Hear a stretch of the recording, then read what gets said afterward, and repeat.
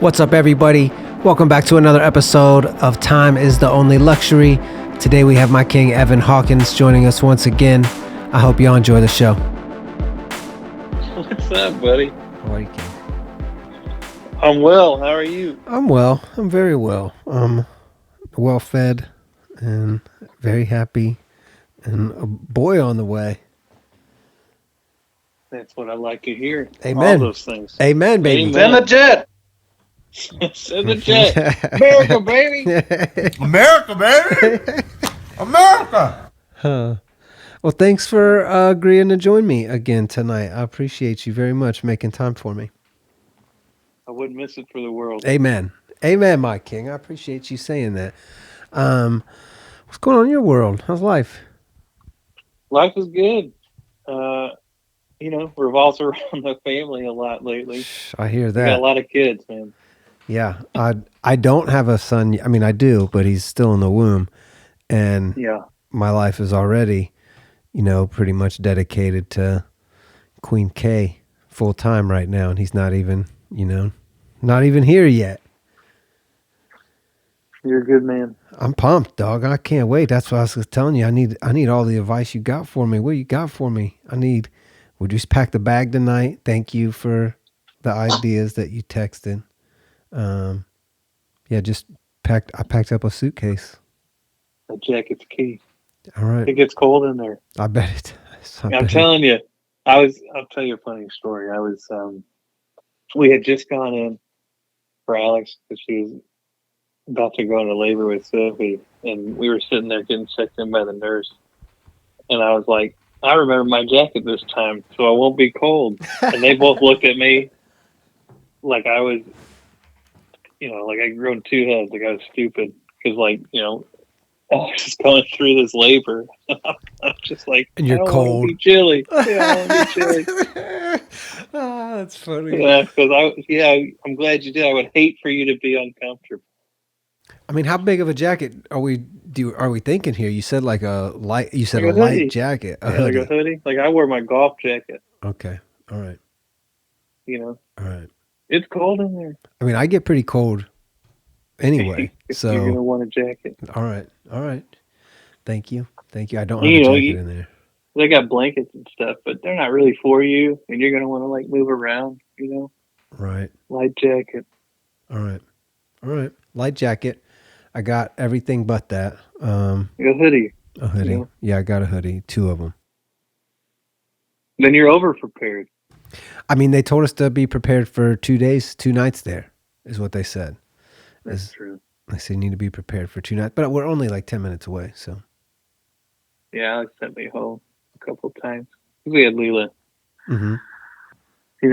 The first time I just stayed there the whole time with Leela, and then with Sylvia, I had to go back. So, what's it like becoming a dad? Like, I'm sure you probably remember pretty vividly, and now you've done it 3 times. Like, what is it like when baby Zayd first came in? What was your first thought, or what did things change then? Did you feel it leading up to it? it was a long time ago, but I do remember the delivery. I do remember different things leading up to it. I was just so young. 21 years old. Feels like a baby, having a baby, But I felt like I was ready for the responsibility, and it's kind of a key word there, since that's how I was looking at it. But, just, you can't, especially as a kid that young, you have no concept of what is about to happen, and you're still so stuck in the patterns of, I guess, living your life as a 20-year-old and kind of being selfish, that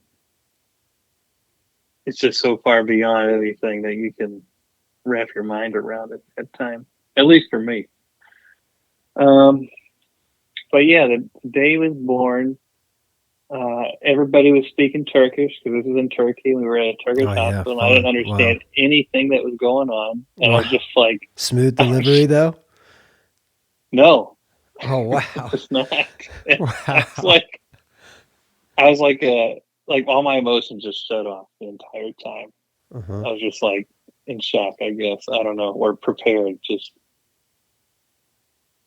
I just remember being very like even, like all my emotions left my body that whole time we were in the hospital. Hmm. But during the delivery, when it finally got to be that time, like I said, everybody's speaking Turkish. They got stuck, so they had to do all this like all these different things, like you try to pull out like a plunger looking device. Mm-hmm. Like it's kind of like Looney Tunes sounding, but you know his head was stuck there, and so they put this plunger thing on her, like trying to pull him out. And they did that for a little while, and that didn't work. And finally, they did an episiotomy. What is Uh, that? so that's where the doctor, you know, snips their vagina to widen it, so that way they don't like tear in 25 different places. Oh my gosh. Which I did to my mom. So she didn't get any epidural or anything Oh whenever my I was born. gosh. So she Oh. went through like utter hell for me to be born. But anyway, so Melissa, Cleve's mom, she had to get a episiotomy. I mean, it wasn't too bad. It was like 3 stitches or something. But he came shooting out like a cannon. Like, yeah, and the doctor had to like catch him like a football, you know, Dr. Uno. No And way. That's real. yeah, yeah, it happened like that. He just, because I guess she was pushing and he was just like stuck in there so bad. It was like the perfect time. Just went Oh like and my like gosh. like shit got all over the doctor, and like at that exact moment, all my emotions came back. I started crying like a baby. And laughing and you're happy Yeah, now. Everything's fine. yeah, it was interesting. The hardest part was that I didn't understand what anybody was saying because they're all talking Turkish. I bet. I mean, especially with like things going wrong. Like if I don't know, I don't really know their dialect well or how many consonant sounds they have in their language, like a lot of other foreign languages. But Oh is it yeah. like a harsh language? So it's already is it already an aggressive sounding language? So it was like ramped up even. Uh, no, they. I think it's like a very like they use a lot of your tongue.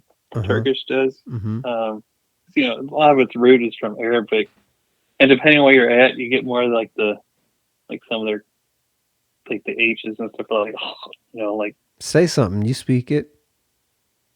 uh Just anything like something about dinner or what you had for dinner or what go in the bathroom. Something easy like you'd say in class. man, you put me on the spot. I don't Anything you remember. know. Seni seviyorum. What's that? That means I love you. Oh, nice. Cool. Yep. Do it again. Seni seviyorum. They have like soft vowels, Uh-huh. so like the O with the umlauts is like it's like saying O, but not starting from the back. It's like just the front. So it's the end of the O sounds like that. Hmm. Then they have the same thing for you. So they have you, and then which their alphabet, all the letters make the sounds they make in the words, unlike English, where the letters change the sound. Turkish doesn't. So, however they say their alphabet, it's the same way they say in the words, which is easier for kids. Hmm. So like, Interesting. Does Zaid speak Turkish or did he come over too soon and not doing it anymore? no, he doesn't know any Turkish except for same thing I say. I say I love you. Mm-hmm.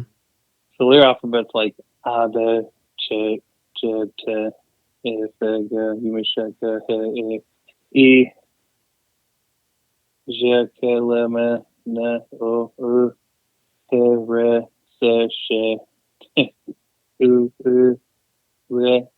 The V and W are the same. Yes, Huh.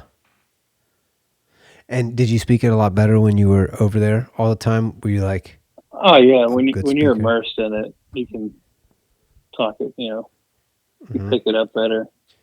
I How? speak it better when I'm drinking. I bet. Yeah, when you get a little loose and you're not thinking Yep. so much, it just happens. I Right. bet. Yeah. So what was the difference between like the first one and do you guys go? I kind of want to ask more questions. I don't know how much you want to tell me, but like, how long were you guys? Did you have to stay in the hospital long? 2 days. Yeah. Yep. 2 days for Zaid. We were out there pretty quick. It's kind of crazy. They like give you your baby. They're like, all right, all good. See ya. Mm-hmm. You know what I mean? Mm-hmm. You're like, oh, okay, well, I guess we'll do our best. It is crazy. Which, They're just like, see you out there. Here yeah, you which go. for a 20 and a 21-year-old, it's like, I guess he's gonna party with us. I don't know. I've heard of some friends of mine having to jump through a ton of hoops just to adopt a dog, but they'll just give you a baby. Yep. Here you go. See you later. Yeah. Crazy. But for a dog, they got to do a background check. Yeah. It's pretty cool. Well, I guess when you adopt anybody, human or dog. But yeah, but you're cool to create one on your own. yeah, It's if you fine. bake it See yourself, you're good. ya. See ya. Yeah. That's crazy. That is crazy. It really is when you think about it. I mean, it's nuts. What a child requires. It's not a small investment by any means. So I know it's a little late because Kay could have the baby literally from Friday until October 16th at this point, but I just started flipping. 10-10. I hear you. I don't know if it's going to last that long. Kay doesn't know if either. She's feeling like he's pretty low, and yeah, she's got a little high blood pressure. So we're dealing with that. And like any day we go in now, they could pretty much say, hey, we're taking we you got to upstairs. make this happen. Yep. Yeah, any day. So we're there this Friday, next Wednesday and Friday, and the following Friday are the next 4 times we're there. So we'll see how it goes. Fun. But so fun. What was I going to ask you? I was going to say, so like, what's the difference between the first one and the second one? And I guess now that I ask you that, I'm like, man, I have more questions about going home, but I don't like. So you're home and now you're just figuring it out. You're just like, okay, now you just sit there and stare at it for 4 hours. And you're like, oh my gosh, we made a baby. Well, you're going to be dead tired. Yeah. Okay. You're going to be tired. Because how well are you going to sleep in the hospital? How well is that baby going to sleep? Yeah. He's not. Maybe get lucky. I don't know. Some people, they get lucky. They get a sleeper right at the gate. Mm-hmm. That's it. Sylvie's a pretty good sleeper, but even she did bad in the hospital. But yeah, so you take your baby home. You get him in the car seat. You make sure the car seat's perfect, right? Because you got this baby, and you're like, oh my god, yeah. And they're like, they look a lot. Did you take your car seat into to make sure it was installed properly? You're just like, no, I know I did it right. Yeah, I know I did it right. I mean, me too. Well, the first time I followed directions, and I'm an old pro at this point. Come on. I know, but the first time, I'm saying first time. No, the first time I did it myself. All right. Yeah, so, me too. I mean, probably it was terrible. Who knows? Nah, that's fine. All right, so now we're home. All right, you got your baby home. America, baby! America! A true American. Oh, man.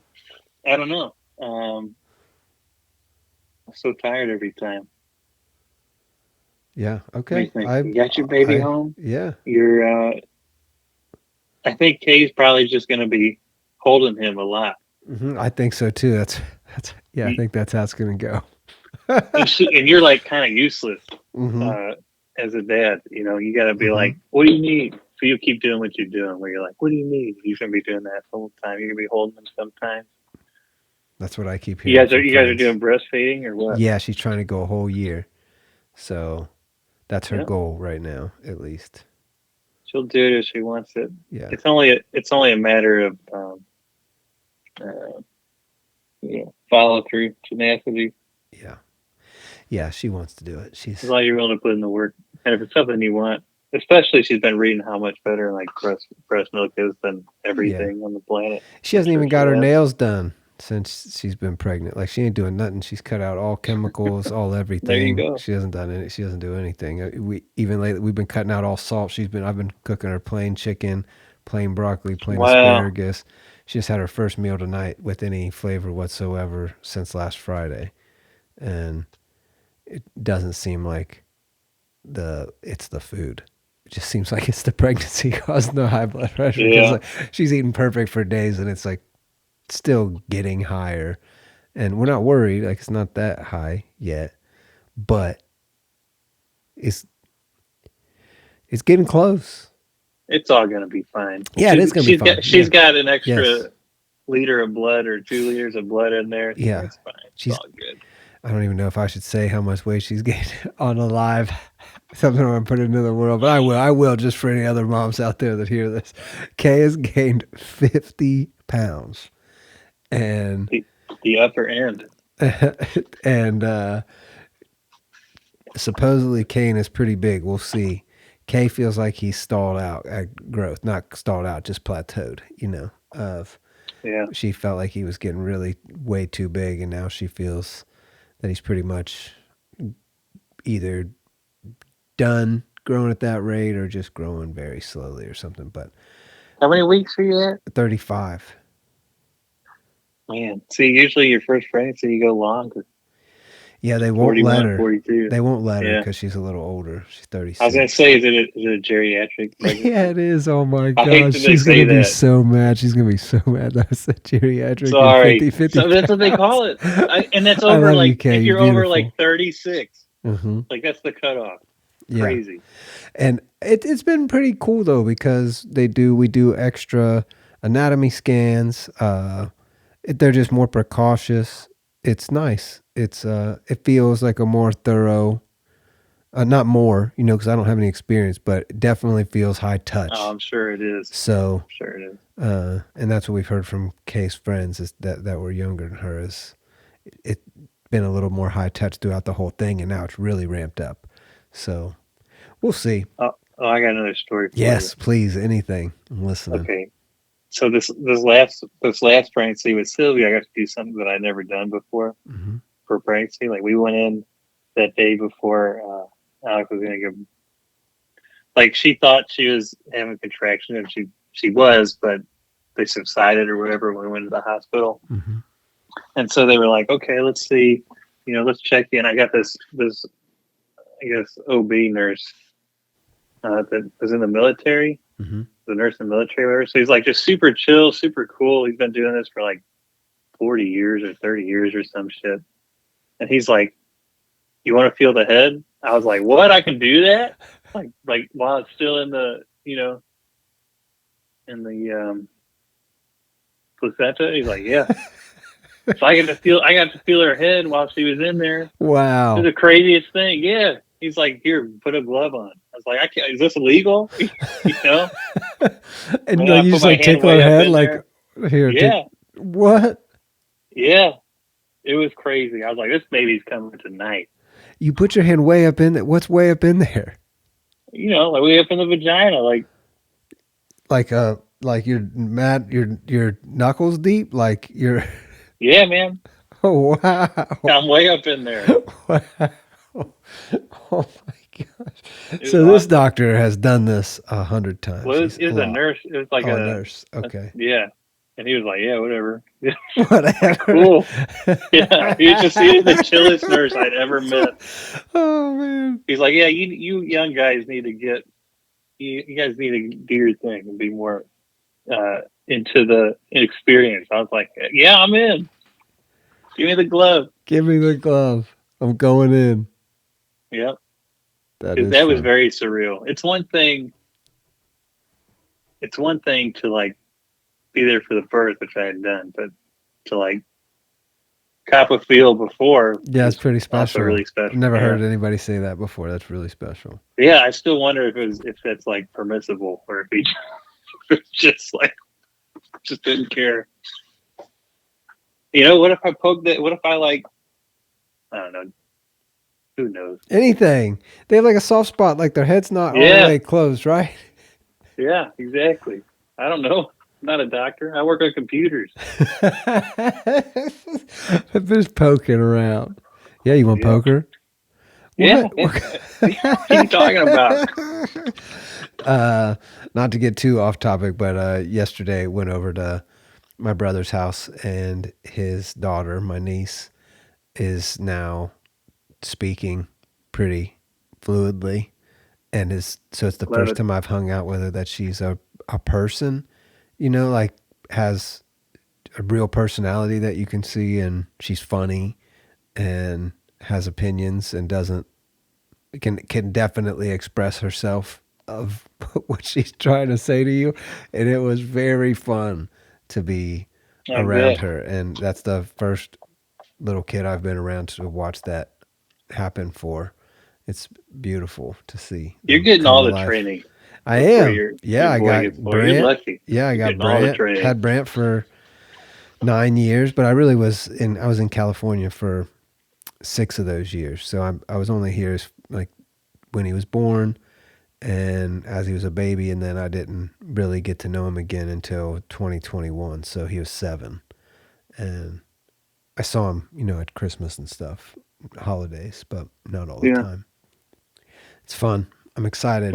That's more than I got when I had Zade. So Sure, sure. doing great. Yeah, I feel lucky. Yeah, Miles beyond. and I have so many. I'm doing this a little later than most, so I have a bunch of dads that are crushing it that are younger than me that I get to look up to, which is amazing because I get to I get to learn from the young bucks doing it now instead of old guys that are, you know, all 20 years deep in it. A So, baby. We haven't seen a baby in yeah, like 20 they're years. babies. Like there's dudes my age that are becoming grandpas, Right. Like, You're talking about baby. uh-huh. They got a 19-year-old son or something that's having another one. I mean, I can't believe Zayd's 13, as young as you are. It's pretty Who are you crazy. telling? I know. I hear you. I hear you. I tell you what, stuff has changed for babies a lot in the last 13 years, 10 years. Like what? Like, there was not near the amount of information being shared between moms at the rate that it's being shared. So, like, the social media and then the YouTube with all the baby videos and stuff, and then all the like they had baby monitors, but we didn't even really use one to tell you the truth. And then just the knowledge sharing was a lot different. I feel like you like most people were picking up what to expect when you're expecting and reading that, and then like being terrified for 5 years. But it's better now. It's different. I feel like there's more people know what to look out for their babies and raise more like raise their toddlers and their infants better than they could maybe even 10 Yeah, I years bet ago. so too.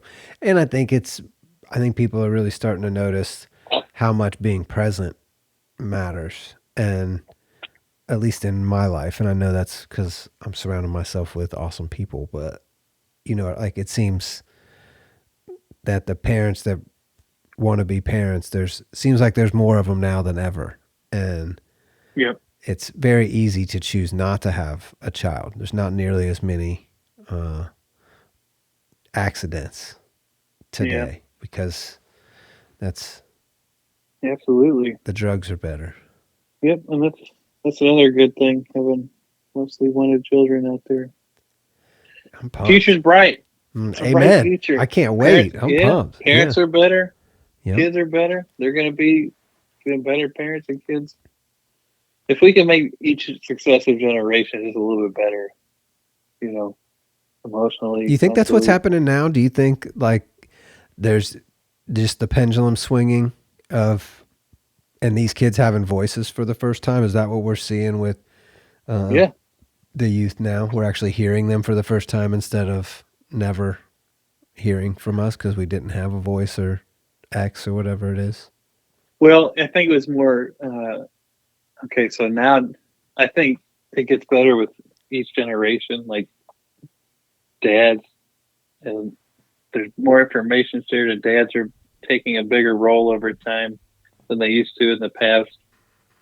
But for just this age where we're at right now, I mean, there's really only like I want to say this carefully. There's uh, you're playing games and you're being on the internet with kids now, right? Like they're a part of the discourse. They're able to access a fair amount of the information that you do, and so you know you're right. You're seeing their voice. You're seeing the impact of children's media use. I think whereas 20 years ago you weren't.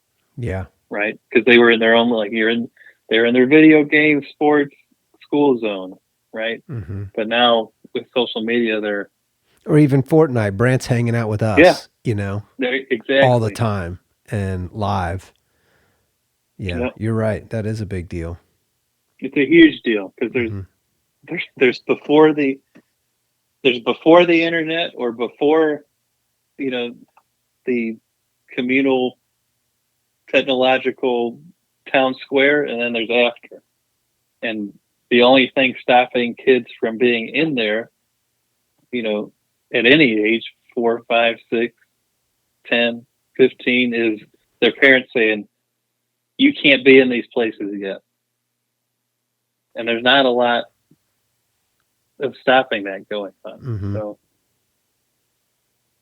and with that comes various benefits and pitfalls, I guess. Yeah, you dealt with that a little bit, huh? Sure. Yeah, I got a 13-year-old. I know, right? I mean, yeah, fighting off TikTok. Yep. I have a very strong-willed 13-year-old too, so I'm not too worried about him. He's crushing it. He seems like an excellent kid. I can't believe how big he's getting. You're telling me. I was just talking to Alex about it when I dropped him off at the great skating rink because he wanted to hang out with some of his buddies and that are in, he's in an age where he hangs out with some 5th graders and then some 13-year-olds or whatever. So they went to the skating rink and he was just there, dropping off, watched him go inside and pay for his stuff with his phone. And he just looked like a big kid. Yeah. Yeah. And it's fast. 7-10 years goes fast. 15 years goes pretty fast these days. So we'll see. I know it's flying. I know your whole family was just sick. How was the new COVID? Tell me about the new COVID. The new COVID. Yeah, it's like seeing a new movie. It's like the new. Give me the preview of the story to come or how you guys dealt with it. You guys were kind of down. You guys were kind of fucked up, right? Yeah. Well, so when you have 3 kids and 2 under 2, when you're not operating at even 50% efficiency, it's tough. The gears start grinding, right? Because somebody who feels good has to pick up the slack, or you're both just out, and then everybody's getting uncared for. So, laundry gets behind. Cooking goes out the window. Keeping things clean is tough. Keeping your sanity, getting enough sleep. It's a whole. You guys are awesome. 2 under 2 is my no king. Joke, my man. king, baby. No joke. I love it. I love it. It's exciting to hear. I mean, I really wish, and I'm glad that you're willing to talk about this stuff because I wish guys would talk about this stuff more. I don't have to mention any names here, but you already know. There's a couple guys in our life that have been transparent, sharing financial stuff with us that to me has been very impactful. And to hear you talk about your family life this way, I don't think many people really open up and tell these types of things. Like everybody wants you to think it's the picture perfect Instagram life. And it's really it's very fire that you're willing to share information like this and say, yeah, we get behind on laundry and shit doesn't get clean for a couple of days. That's awesome to hear you say and just be like, yeah, that's fine. It's fine. It's fine out there, Dad. You're doing it, baby. Yeah. Yeah. It's good. New COVID was whatever. It was whatever. It didn't feel like same as the old COVID. No, well, not even close, really. Oh, really? If this was indeed COVID, because So I missed the first wave of COVID whenever it came. Alex got it. Mm-hmm. She was out. I didn't change any. We didn't like quarantine or anything, and I never got it. Mm-hmm. But like a year later, the second wave, I got that one, and it knocked me down. It's probably the second or third worst illness I had had. Mm-hmm. The first being norovirus, but yeah, this was like I just didn't feel good for 7 days or whatever, which is a long time for me not to feel good. I'm an active person. Yeah, I sure. take decent care of myself. It's a lifetime. 7 days, a lifetime for a healthy person. Right. Yeah, I know. But they say healthy man wants many things, sick man only wants one thing. So nice for the perspective, I guess. Amen. Yeah. Amen. What else are we going to talk about today? I sent you over a little list of things we're going to talk about. What is on there? I saw a thing this week that maybe you saw the same thing or something similar. I know you follow most of the compute news in the world, but I saw somebody saying 6 orders of magnitude of compute in the next 6.5 years. 6 years really, till 2030. And wow. Talking about how much electricity that was going to take to run, considering today about a third or so, if I remember correctly. I might be parroting this wrong. I don't have my young Jamie to pull it up. So, but how much energy is already being used by the compute in use today. And if that's going to go up 6 orders of magnitude, then where is that power coming from? Are you going to buy cheap power or are you going to buy expensive power? I mean, who's buying it? Cities? Municipalities? People?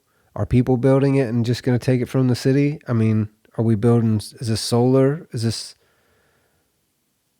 this electricity costs are all going to get so expensive that we all have to end up investing in some type of solar solution and power's going to become scarce? Is that what we're talking about? Good questions. I think first we should decide what 6 orders of magnitude is so we can have a frame of reference for it. I mean, do we even truly know how much compute is being used on Earth today? I mean, I don't think you can know that. I don't think that's a knowable number. I mean, you can say how much has been sold from the big. Yeah, you can get close. And the problem is, most GPUs, before cryptocurrency, they were just sitting there, right? So you have all this compute out there, but 98% of the time it's paperweight. Man, what'd you think about the Stoner Cats thing? Stoner Cats thing? Yeah, what's that? Did I miss it? Do I know what that is? Stoner Cats, the NFT NFT project with the episodes, 8-10 episodes or so, with Mila Kunis and Ashton Kutcher running it. It's like an old lady smoking weed with cats or something. I haven't watched it. You got to have a NFT to watch it, and I never watched it. I don't know anything about it. Okay, you miss a lot when you do a social media detox for a couple weeks, I guess. I mean, nice 2 weeks. But you know what Stoner Cats is. I don't think I do. This is okay. So all right. So that project I just explained is a 2-year-old project from the height of the market. Okay. You know who Stoner Cats is. You would know it if you saw them. Yeah. But they've been silent for 6 months. Today, SEC files paperwork, and everybody knows now that they have to pay back the $8 million that they raised to the people that bought the NFTs, and they're being fined $1 million. And there's lawsuits going after them personally from people for damages and fraud, basically. Was it fraud? I mean, I don't know. That's what I want to ask you. What do you think about this? This is one of the biggest NFT projects as far as names go on it. That's a pretty famous couple, and to come in and raise $8 million, sold out in 34 minutes. It might even be less. Pay the protection money. They should have done. You mean they should have donated to the Democratic Party? Hey, they should have called up Gary Gensler and be like, "Hey, buddy, here's a Christmas gift." I mean, if they went after them for 8 million as celebrities, high-profile people. Yeah, but get the message out, right? I would say if that's already done and that's been happening, because if the judgment's coming out now, how long did it take? 6 months, easy. There's a lot of back and forth. Yeah, maybe even a year. It could have started a while ago. And if that's the case, then how far down the rabbit hole is the SEC and how far are they digging? And it's all the way. With AI, they can do it even quicker. I think a lot of people are going to get hit with things from the SEC. I don't think we've even begun to see how deep it's going to go. That's what I said in the chat the other day. I think today is, or this cycle, whatever you want to call it, is going to be government defining, right? Defining where their lines are for regulation, and then picking winners, based off of what the policy ends up being. So they're picking winners that are helping set that policy, or is that backdoor deals that are setting that policy so those companies continue to live? I think you're going to have some big names, big money, really end up assisting in the drafting of that policy, right? Just like Google would, lobby and talk to, shake hands and say, hey, make sure you write this law this way so, Google can get some of that regulatory capture, right? It's the same game over and over again, with advertising companies, cigarette companies, oil companies, over and over again. Every time there's a new, I'll use the word industry. One of the playbooks is start buying off politicians. Wouldn't you? I don't know. I would. If I'm really playing this game to win, right? Get Colby in here. If we're really playing to win, baby. Yeah, if we're playing to win, send the motherfucking jet. Yeah. You can be mad all you want, but you agree that we're going to play this game by the rules. Well, I want to be the one that's helping to write the rules, right? Sure. Come on. Sure. I mean, yeah, I on some level, I suppose. And I don't think right? I just don't think it happens right? that way. I think the way it happens is you find yourself through time being around some people that are particularly powerful in some arena or some aspect or some niche thing where they can get a thing done. And then there's moments in time where those people do hold mass amounts of power. Let's say they own their name's on a stadium, or they're a big family name that has their hand in quite a few things. There are opportunities that come more often to those people, and there's it's all networking. So I guess if you're willing to pay to be in the yacht club or the country club or whatever it is, then you pay the protection money. Yeah, always. Yeah, always. It's pay to win. Yeah, it is. I mean, everything's pay to win, isn't it? Yeah. Yeah. In this world, for sure. In the we're going to do governments and have businesses and pretend like we do work. Yeah, for sure. Pay to win. Yeah, when I was going through the ringer, I would say, of the music industry, a lot of people would say, how much money you'd get for this or how much money you'd get for that. But they would usually at some point tell you that, to really make it pop or to really make the big thing happen, it's going to cost $100,000 or it's going to cost $300,000. Now it's $300,000. Exactly. It was $100,000 was the number everybody had back then. They're like, you really got to sink $100,000 into the song to make it a hit song, no matter how good it is. And it just has to be above the line. And then you have to be willing to spend this much money on it. And that's what we're willing to do here today. Or, we're willing to put up $150,000 and you do this, and we'll market the song that we like best. And you might not, you got to negotiate Yeah. even being able to choose that song or whatever it is. But just to know that, that's being said to a lot of people, and it's been said for a long time. I just had it said to me again recently by somebody I really trust that said, they're like, to really make things pop right now with a single, you need to spend about $300,000, and then it's on. It's like, well, yeah, fuck yeah, but with $300,000, I could do a lot of other things too, like, and just knowing that that's the case is so crazy. And Bieber's posting things about, please play my song almost silent, but turn the volume up just one notch, because if it's silent, it doesn't count, and just put it on repeat all night long so we can run my streams up. And those are real things that people are saying now, and that's compute, not Yep. so these are the games that we're all playing, spending electricity, that huge circle to put, a penny in Justin Bieber's pocket or mine or whoever's, that's all compute now, and literally all of it. Yeah. Welcome to the new world. I've been thinking a lot about electricity lately. Yeah, that's where I just keep going. Yeah. Same. What is electricity? Well, Great. it's pretty weird. It is weird. It's weird that it's all electrons everywhere, all the time. All it is. Allegedly. I mean, sure. Allegedly. Allegedly. Damn it. Don't do that to me. That's what they tell me. I mean, I've never seen an electron. Okay, all right. What about electron microscope? I don't have one. I don't either. Well, you've seen some pictures.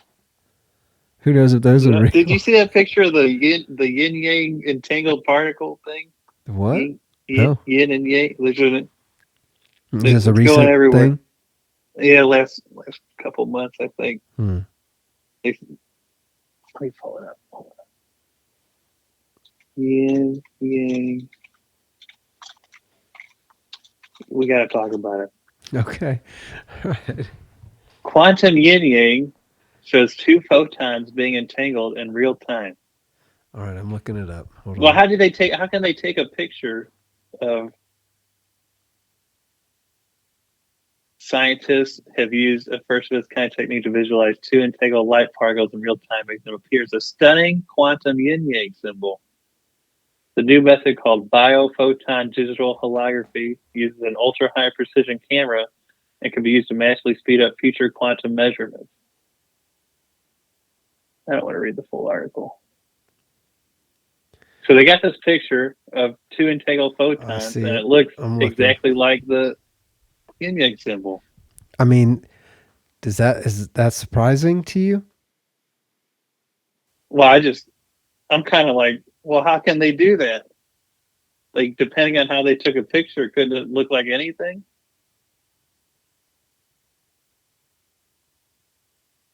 Could look like anything, right? I don't know. That's what it would look like to me, I would think. Sure. Yeah, they're like mixing with each other. Mm-hmm. A little bit of me, a little bit of you. I mean, that's what it looks like. So the ancient Taoists were right. Yeah, I mean, haven't they always been right? And like, that's aren't we really underestimating everything of all people for all time? I guess what I'm getting at is, how could it look like anything else? It can't. It's just that's what it is. That's how I felt when I looked at it. Was of course you're like, oh yeah, of course. Yeah, that's how it just feels like. Of course, this is laughable. This place is this sim is hilarious. Yes. The most entertaining outcome is the most the best one, or whatever. Yeah, I mean, well, thank God it wasn't a Nazi symbol. They wouldn't have shared that, man. That would have been the most entertaining. Probably. We would have had to cancel photons. Nobody's allowed to have light. Nobody's allowed to see. Oh, bro, it would have been. I mean, Who knows? Who knows what we find next? You know, I mean, that's a good symbol. I mean, but that be the right energy to have. You know, that energy is the energy you would expect to find if you went searching for energy. That's what you would expect to find. So finding two entangled pieces of energy and it looking like that. I mean, what does that say to you though? Does it say that the ancient people knew far more about physics and tech than we did, or could they have known far more about physics without applying it to create the tech that we know today? It's all a joke. Everything's a joke. They're like masters of meditation and seeing reality for what it really is, and they're like, "Hey, check out what I'm going to do. Look at this symbol." They're gonna be wilding out about this in 2,000 years. This is what photons look like together. I mean, isn't that how it works? Yeah,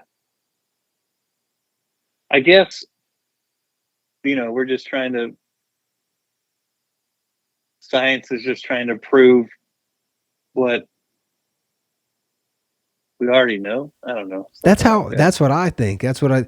Talking about the compute, and then I also want to talk to you about new developments in AI. That video that's going around where the dude speaks in English, and he has to talk for more than 30 seconds, and then he tells you that. Yeah, and then it's just gonna make. He said, to impress me, it'd have to make my lips move and my voice sound just like me. It would have to just replace me perfectly. And then boom, there it is. Switch to French, doing the exact same thing perfectly. And then another language and another language. And you're like, holy shit.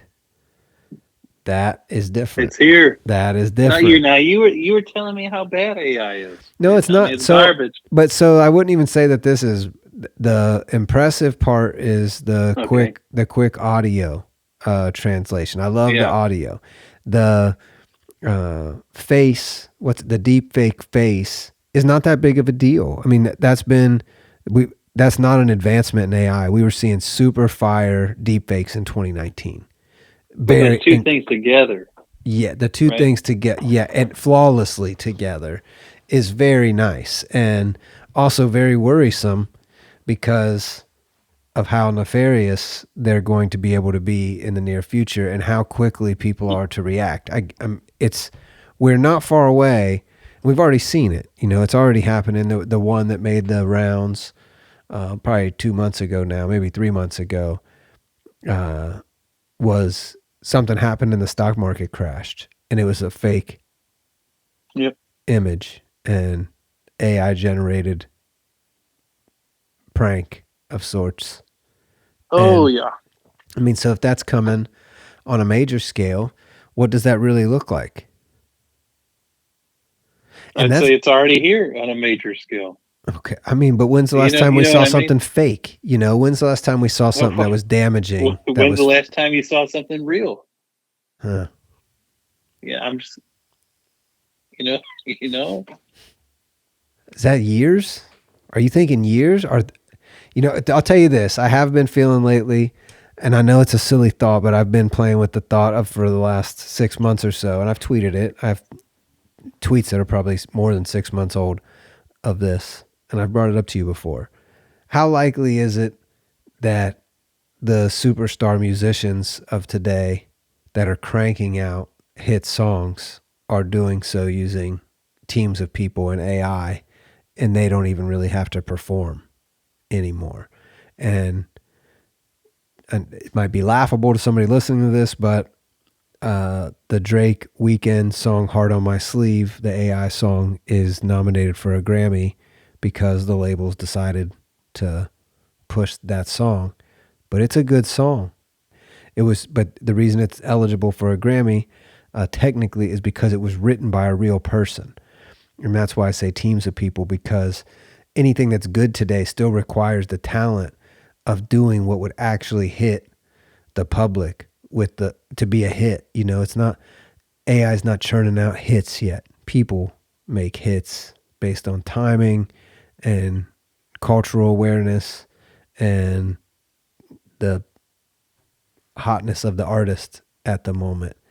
And if that can be manipulated to where you're just continuously pumping out hit songs and you become a Drake or a Morgan Wallen, is that because you're doing it, or has this been going on for a long time and could be already generating, movie scripts and hit songs that we've heard and loved? Who knows? Does it matter? Serious question. Or is it just? I don't know. I mean, times are changing. They're changing very fast. I would say that a good song is a good song and nobody questions. If it's a good song, it just plays. And what's it matter? I would agree. How it's generated. I would agree. They're not even going to look. They wouldn't even look up from their phone. They wouldn't even look up. They're not looking up. Is this a real song? Nobody knows. I'm part of a very small group of people that knows producers or whatever on a song.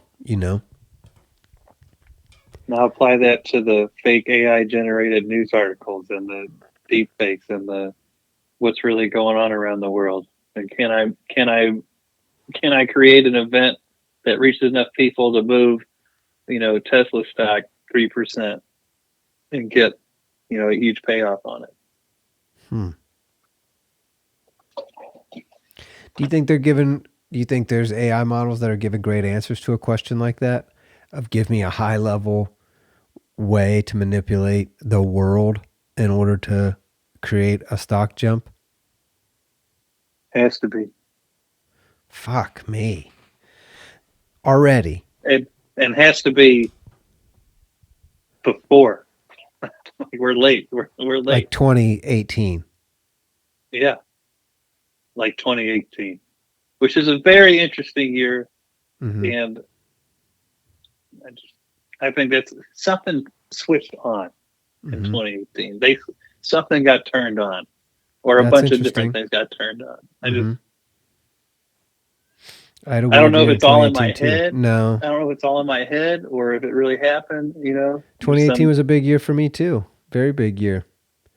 I think it was the end of being able to track like the sequence of events and making good hypotheses about what's happening next.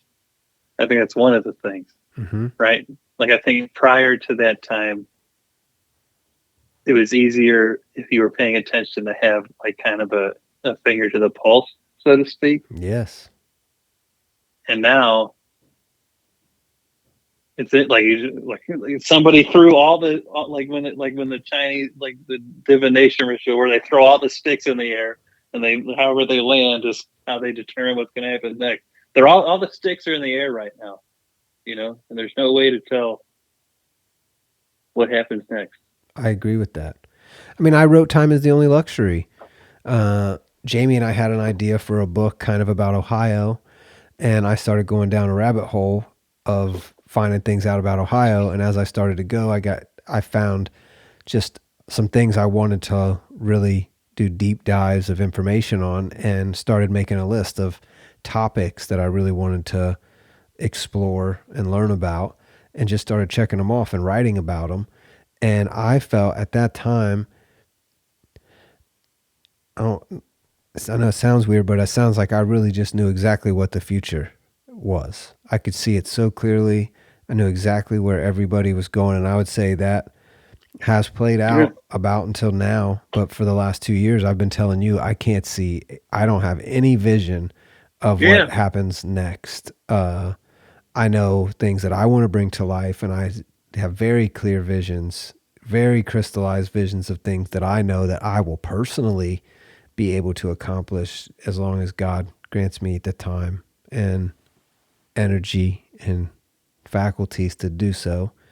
But I do not any longer see, I could pretty much just tell you what stocks were going up. I could just tell, people don't know about these products. People don't know about this. This is definitely what's coming next. And now I feel that information is so disseminated and misinformation is so well disseminated that it's everybody's truly living in their own reality. and to tell them that they're wrong about something. They just have so much information to tell you, no, but you're wrong. I'm here. Look, I literally will show you all day long why you're wrong.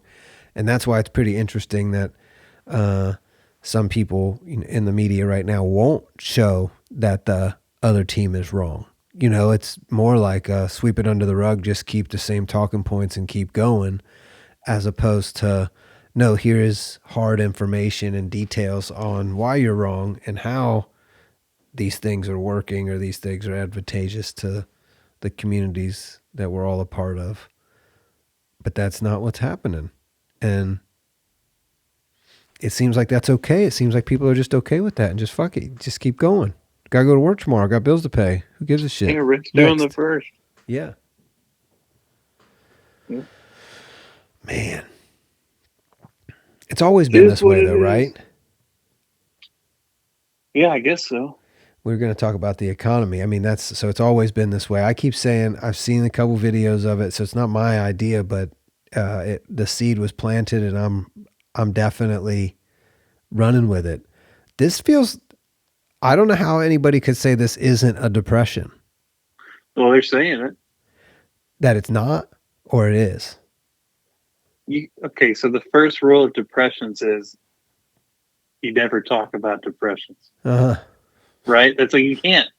Even during the 2008, housing market crash, they called it a recession. Uh-huh. It was a depression.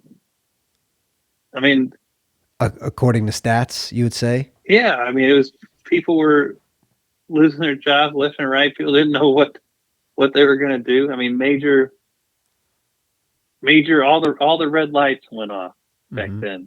Like the foundation of the United States economy and essentially global market, the real estate was found to be a house of cards. And so, what was the solution to that? Print as much money as possible and have the government be the lender of last resort. That's like depression tactics, right? So how do you overcome that? How do you overcome printing all that money other than making a whole bunch of babies and not printing money for a very long time? It never stops. You can't stop. You just keep printing until it's absolutely worthless. You can't go back. You can do as much as you can to like try and reel it back in and hope that there's enough industry and workers and things going on to like, take in that money. But inflation happens and it doesn't happen in a straight line. It happens in big shocks to the system. And so like every time you see money printing on the capacity like you saw with COVID, where 20% of the money supply gets created essentially overnight. I mean, those are like, to me, it's the same thing as watching like a bridge break apart, right? Or like you see this fissure go through the bridge. You're like, oh, this thing, I don't know how much longer I can sit on this bridge. Mm-hmm. But, maybe it can be done for 100 years or 200 years. You don't know till it all comes crumbling down. Chairs is over, I guess. Yeah.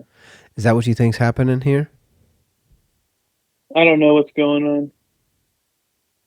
I used to think I knew. Mm-hmm. Because things didn't feel right. Again, I'll bring up like 2017, 2018. Things felt very, very strange back then. It felt like, okay, this is it. We gotta jump ship. We gotta buy Bitcoin. We gotta, figure out what's next. But then, I guess everybody's like, well, when push comes to shove, America's gonna shove really fucking hard. So, we'll just keep going. What are you gonna do? The gap between the rich and the poor has to keep widening. The middle class has to get crushed until it can't anymore. Has to, because who's paying taxes? Rich people? No. Of course not. Poor people? No. No clay. So if they're the ones paying, so why would you want to crush it if that's where your revenue's coming from? Why would you crush that and take away your revenue? What do you do after that? You're just in total control because you now control the currency totally because the middle class is the only thing able to fight back or wants to fight back in any way. Yeah, that's tough. I don't know. I think it's just a natural aspect of the way things work. I mean, with modern monetary theory, right? You're printing all this money and solving all these problems that you deem that need to be solvable, but you have to have a way to recapture the money that you print back into the government, and that's through taxation. I'm out of my depth. Can't tell you. No, you're not out of your depth. I mean, you're more in it than I am. I don't know. I don't know anything about monetary policy on this level or the way things actually work with things I like did that. try to figure out what money was. I gave it a very good effort for many years, and it seems like it seems crazy to me. Money? Everything money and the way that we operate, the government just seems crazy. But I think that to keep playing the game, to keep the carnival going, there's no other choice. Well, yeah, I mean, even at the carnival, there's a currency. Yes. It's its own little world. You got to get the tickets or the little bucks or now it's, you got to get the credits on your phone now and you scan QR codes. I mean, they've all got every little world has its own currency, which I appreciate. But at some level it does become, we need some transparency, right? I don't know. Do you want to see the monster under your bed? Yeah. So how many people? So we'd rather just stay ignorant and live the lives that we're living and not really ask too many questions and think this is good enough. This is fine. The everything's on fire. This is fine meme. Yeah, absolutely. I think certainly for the majority of people, you'll find that to be the case. But I really do feel like everything is fine. I feel like things are better than ever. I in 2017, 2018, when I wrote Time is the Only Luxury, I was basically saying America is almost through. And how could it keep going the way it is when there are so few rich people that control the money and there's so many poor people? All it takes is one high IQ poor person to really fire up a whole lot of people that creates enough turmoil that things change really drastically. And that it's a very fragile system that we have. And I don't know how long you can play those games or if people are even concerned about that, but I was for a long time. And then I kind of have, I don't want to say given up's not the right energy, but I've kind of just, I see new visions of does this go forever? And that's where I can't call it anymore. To me, it just looks like the chaos continues. And that's all there is to say about it. I mean, yeah, the average person's not even thinking about these things regularly or at all. I guess that's okay. Yeah. Yeah. Yes. I guess so. If this life is good and we agree that it's good, then play on, Mm-hmm. Mm-hmm. I don't know what else to say, really. I think as a younger person, you're always ready to do something to change the world or make it better. But I think with time comes experience and then wisdom, and you kind of say, well, I'll just have to worry about me. Yeah. And not like, oh, I got to only look out for myself. But what I mean is, the real way to change your world is to work on yourself. Amen.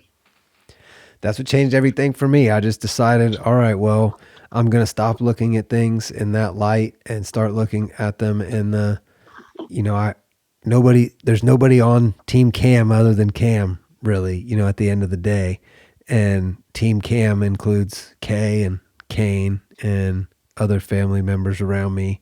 And whatever I have to do to take care of that, that's what I'm going to do. And not really much time or thought is spent on things outside of that, or especially not having. I mean, I feel like I tell you all the time, I'm the richest man alive. That's really how I feel. I have everything. There's nothing that I want. And I'm very serious when I say that. I can go anywhere, do what I want pretty much all the time. And I feel safe doing so here in the great state of Ohio in the United States. Good. Amen. I don't know how you don't feel that. I just went to Austin a few weeks ago, and it was it seems like a nonstop party, 24/7 vacation, beach town in the middle of Texas. That's fun. I mean, that's fun, and that's fine.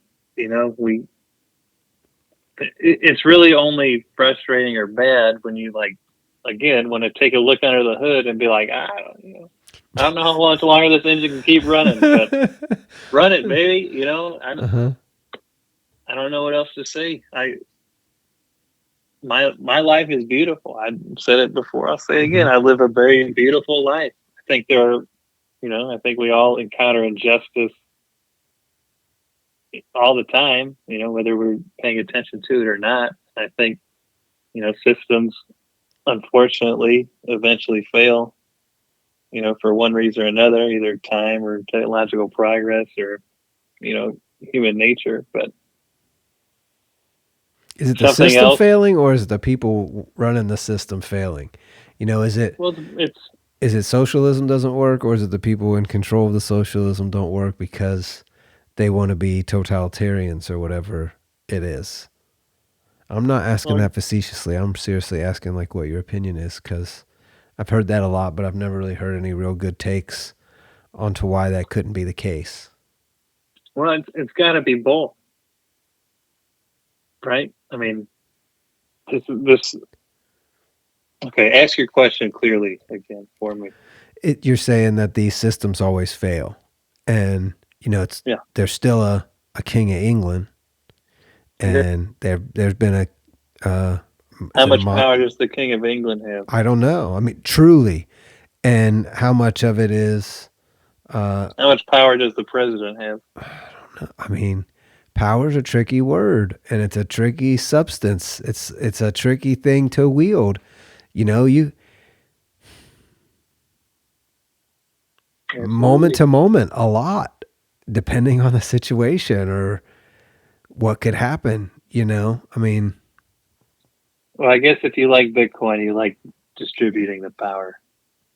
What are you thinking about Bitcoin right now?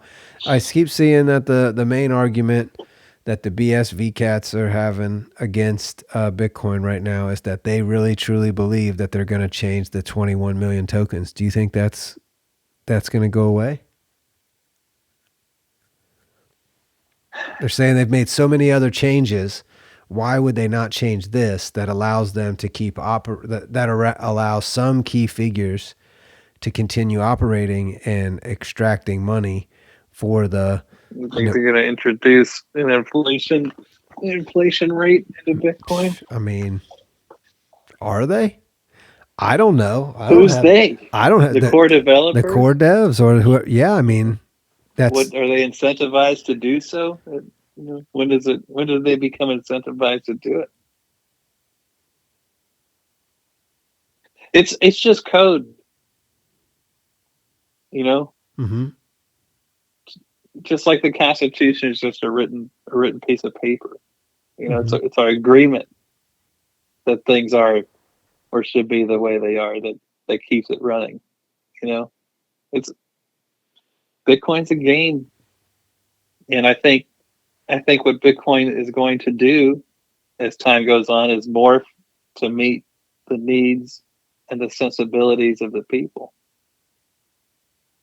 isn't it? Aren't all of our needs already met currency wise? I know we've talked about this before, but to me, there's nothing that's not happening that I can't do with currencies. And like, oh, somebody's debasing your currency.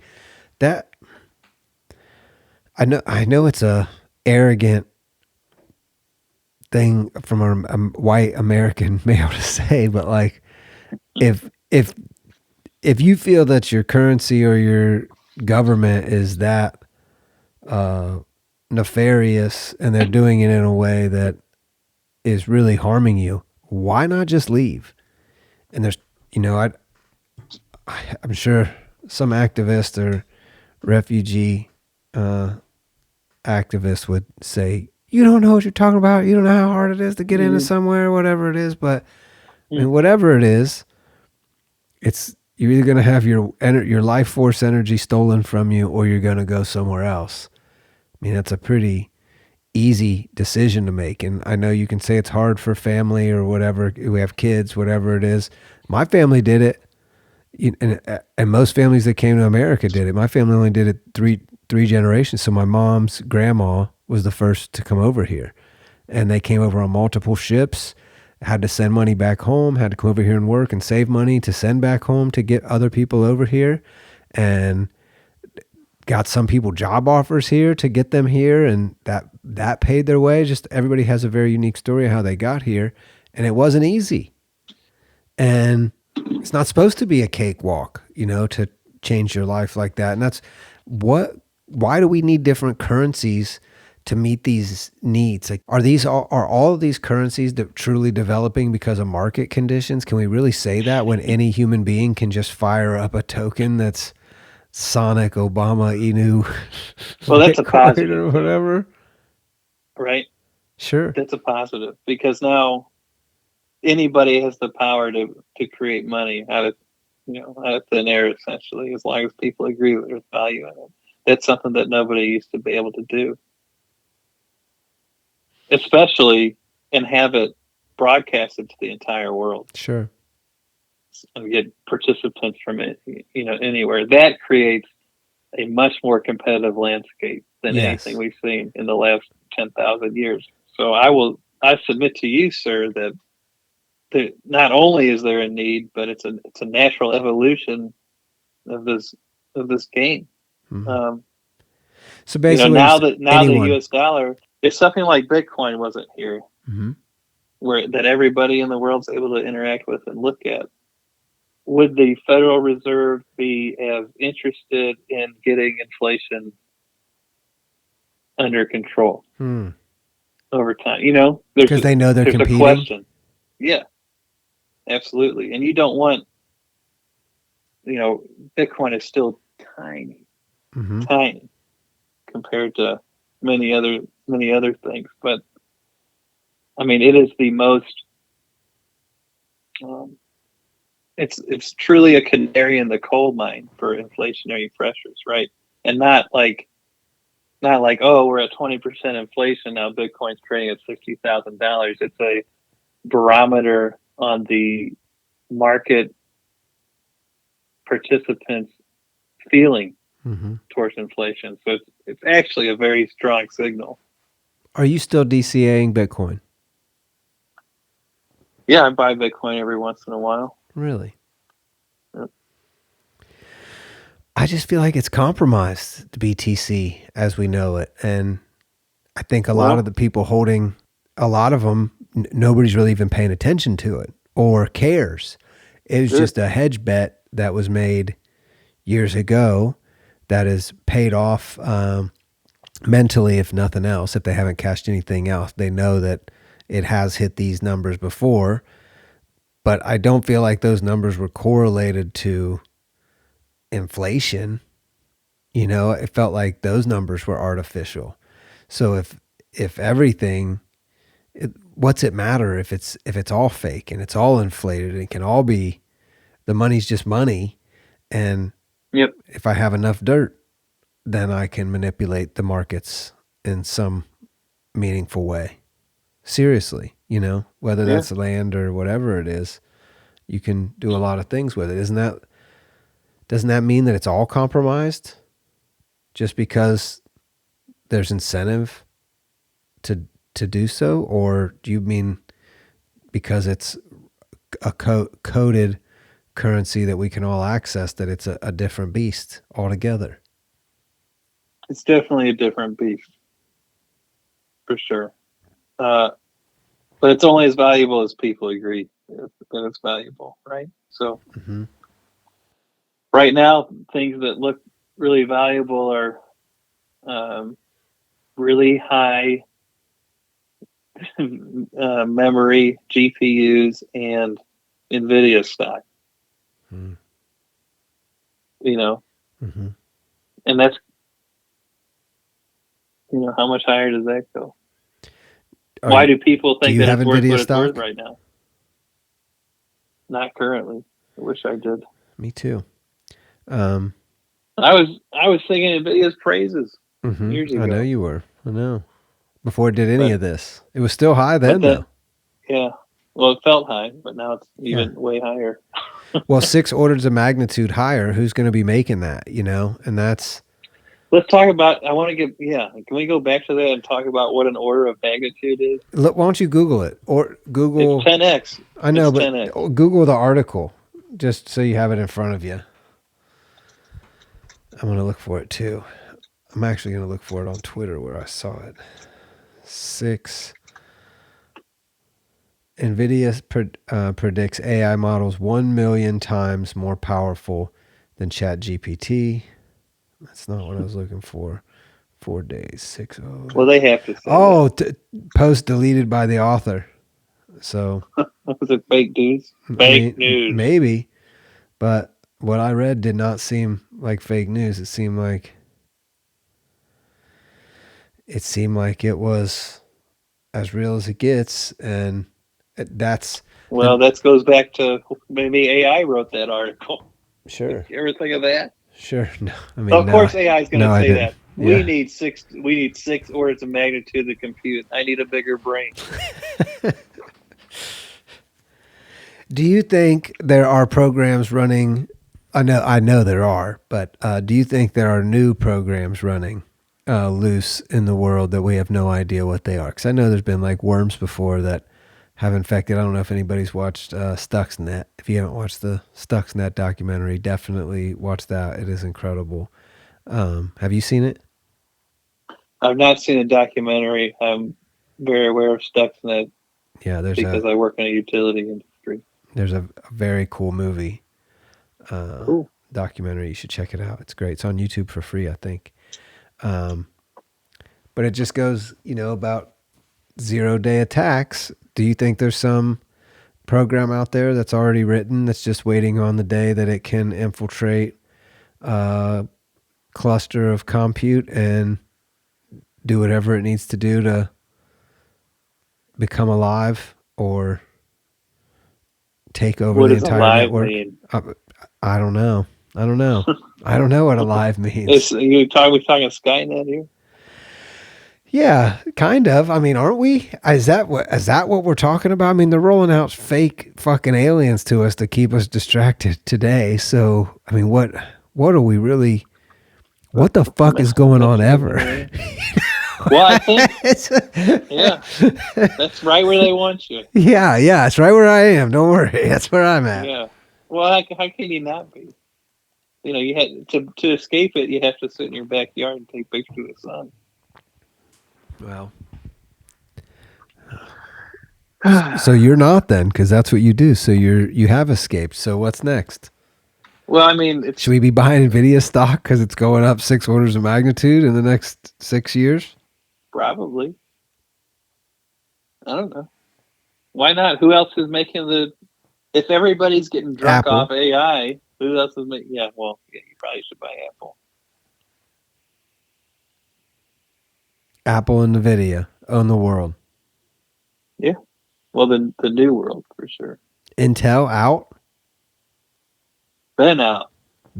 So what's Intel doing if they're building the new factories here in Columbus? Are they fighting a fight they've already lost? Do they have government contracts they're fulfilling that are paving the way for this new landmark?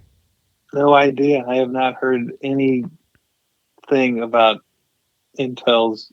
I Me guess they neither. can't build what like Nvidia is building. Even Nvidia's closest competitor, like AMD, they can't build like what Nvidia builds. And then Do you have any insight onto why they can't do what they do? Is it patented?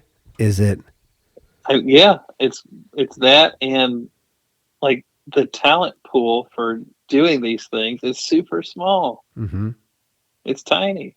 I mean, you're talking about a very, very specific niche, group of people. They probably all know each other. Mm-hmm. They're like, "Haha, you were for AMD. You suck. Sucks to be you. I saw you got to be on that quiz." It's really not even about that. It's really more about who your friends are and when the spot opens Yeah, up, if you got the call or not. yeah, Unless somebody's just that good and the talent pool is that small that you can just clearly see the difference of, no, we have to get this guy if we can. We have to get him for this particular reason. yeah. I gotta say. And then, building these things is like a super. Well, it's like a super. It takes everything from everywhere to build a foundry and then create chips and then pack transistors onto an ever decreasing in size chip.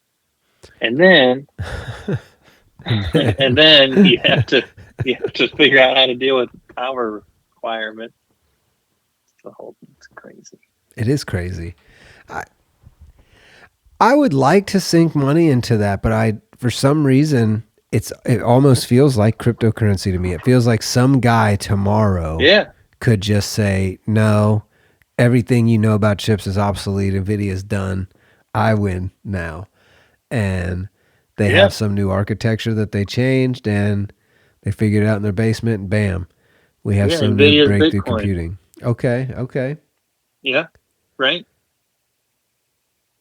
And they have this narrative mm-hmm. that everybody in the world's like, yeah, hell yeah, more pictures of videos of people translating. I don't know, whatever. In real time, sure. Yeah. I guess the thing that makes NVIDIA better than Bitcoin is it has a physical product that it can sell to people. It is so interesting. What's holding up? What's making NVIDIA go up in price so much? Right, the fact that they create essentially the only GPUs that. Yeah, but there's like a bunch of conspiracy around this price hike as well. I'm sure you're aware of that. So now really the question you're asking is, has it gone up too fast, too soon?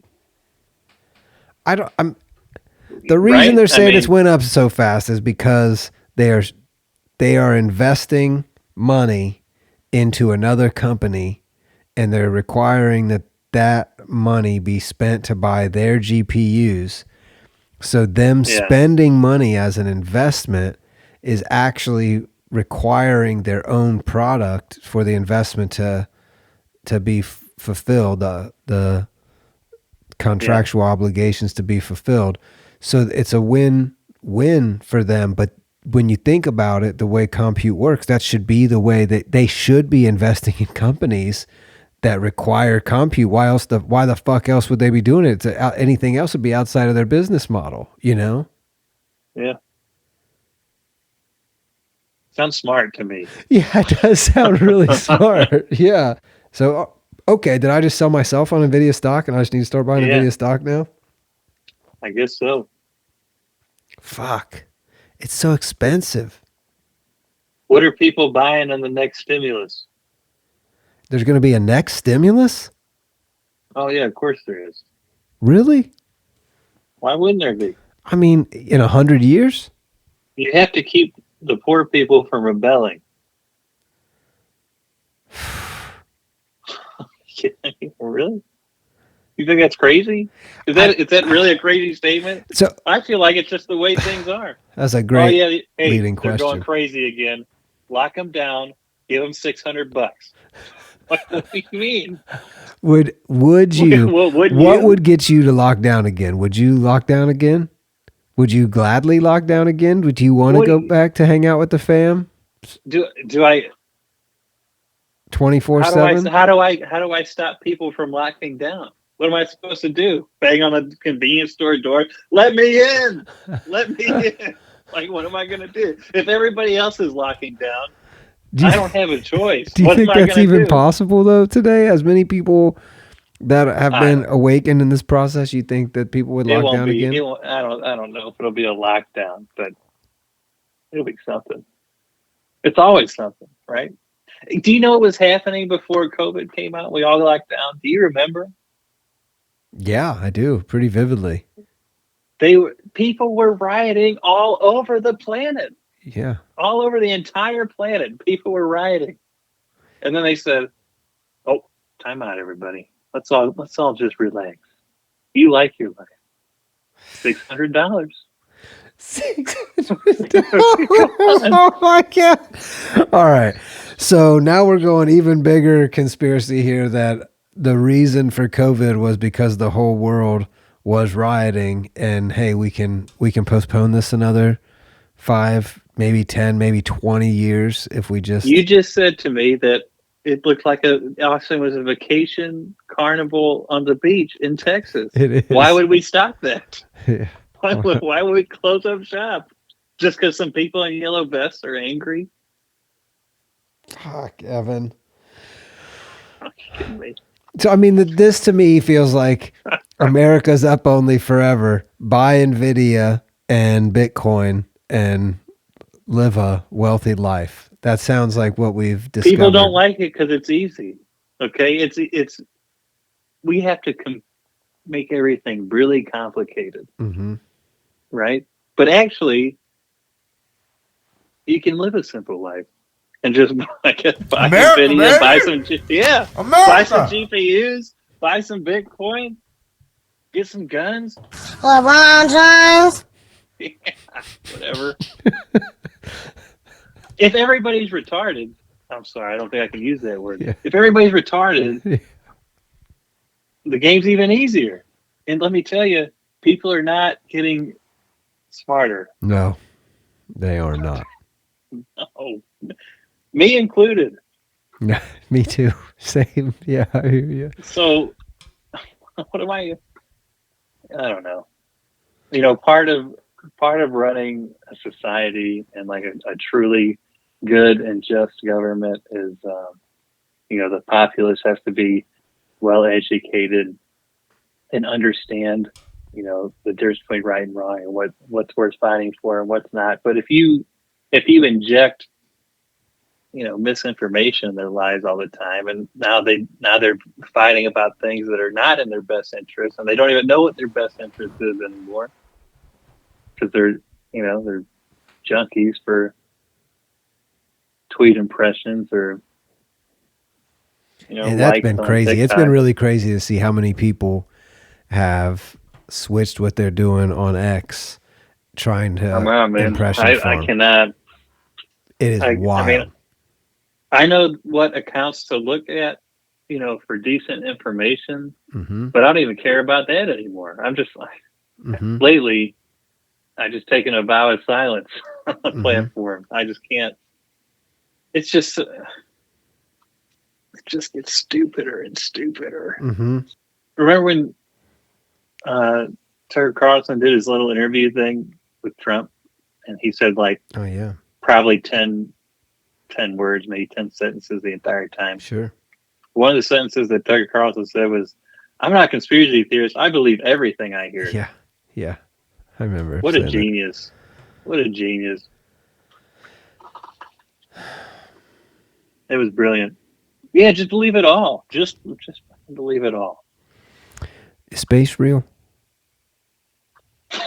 That's my question. That's what I ask people. I know. Man, you got me thinking about it. Is the moon real? Do we really send people to the moon? Is it really not worth going to the moon? The moon is dumb. And other people sending things to the moon. Why fake it? And then are you in disbelief? There's just no reason. It just seems silly to me. But a lot of smart people seem to believe it. Why wouldn't we go to the moon? Why would we? Why wouldn't we? Yeah. Why wouldn't we? American baby soundbite, please. America, baby! America! Send the motherfucking jet. Yeah. Yeah, I think that's just something you do when you're like, trying to win a Cold War in the hearts and minds of citizens and people all around the planet. Now, did we go to the moon or not? I guess you can argue, but it's definitely something you do when you're trying to like prove global supremacy without nuking everybody. Like, look where I'm at. I mean, wouldn't you try to fake going to the moon before you actually went to the moon? Wouldn't you at least attempt it? You would see what it looked like. If you knew, you would at least want to see. Okay, what am I going to do? I'm probably going to try to go to the moon. And everybody's going to laugh at me and be like, that guy's trying to go to the moon. What an idiot. Just fake it. Mm-hmm. But I think it'd be worth it. It's worth an attempt. I can't believe you said that everybody was rioting and then they were just like, oh, pandemic. True. I mean, here's $600. The riots stopped in the summer. They stopped at the end of summer, right? Wasn't it late August or some shit when they stopped? I mean, it was really just the midweek. It was July. Right? And then, we watched the wave come from China this way. You saw everybody getting sick. Yeah. September. Were they rioting in China too? I know they were for a while. Was it the same? Was that the same time? I don't know. That seems like a pretty wild conspiracy that they would just say, no, we got to roll out the... You're asking me if space is real, and you're telling me it's a pretty wild conspiracy? You're right. I mean, space is real, right? I don't know. Why hasn't Elon went to space? That's what I'm saying. I asked that question too. Why hasn't Mr. SpaceX not gone to space? Mm-hmm. Coward. Cowardice. Pure coward. Is that what it is? He's a coward? That's he should be going himself? Right now. I'm throwing down the gauntlet, Elon. You're a coward. Get on one of those spaceships. Man's got most spaceships out of anybody ever. And he's like, no, I'm staying here. What's he doing? I don't have the answers. What's he doing? Wouldn't you be like, yeah, I'm going to space? You just go into space and see what's up and then come back? Yeah, be like, hey, yeah, well, space is real. Wasn't really sure, just assumed. Now I know. Like, wouldn't you? How long does the trip take? Like an hour? I mean, yeah, I guess you could. Couple hours? You could be back by dinner. You could come back for dinner. Yeah. I guess you're right. To me, I think it's just showing that he doesn't trust his products. That's interesting. I mean, he drives Teslas. Yeah. Whatever it is, it's not right. He should have gone to space by now. Doesn't make any sense.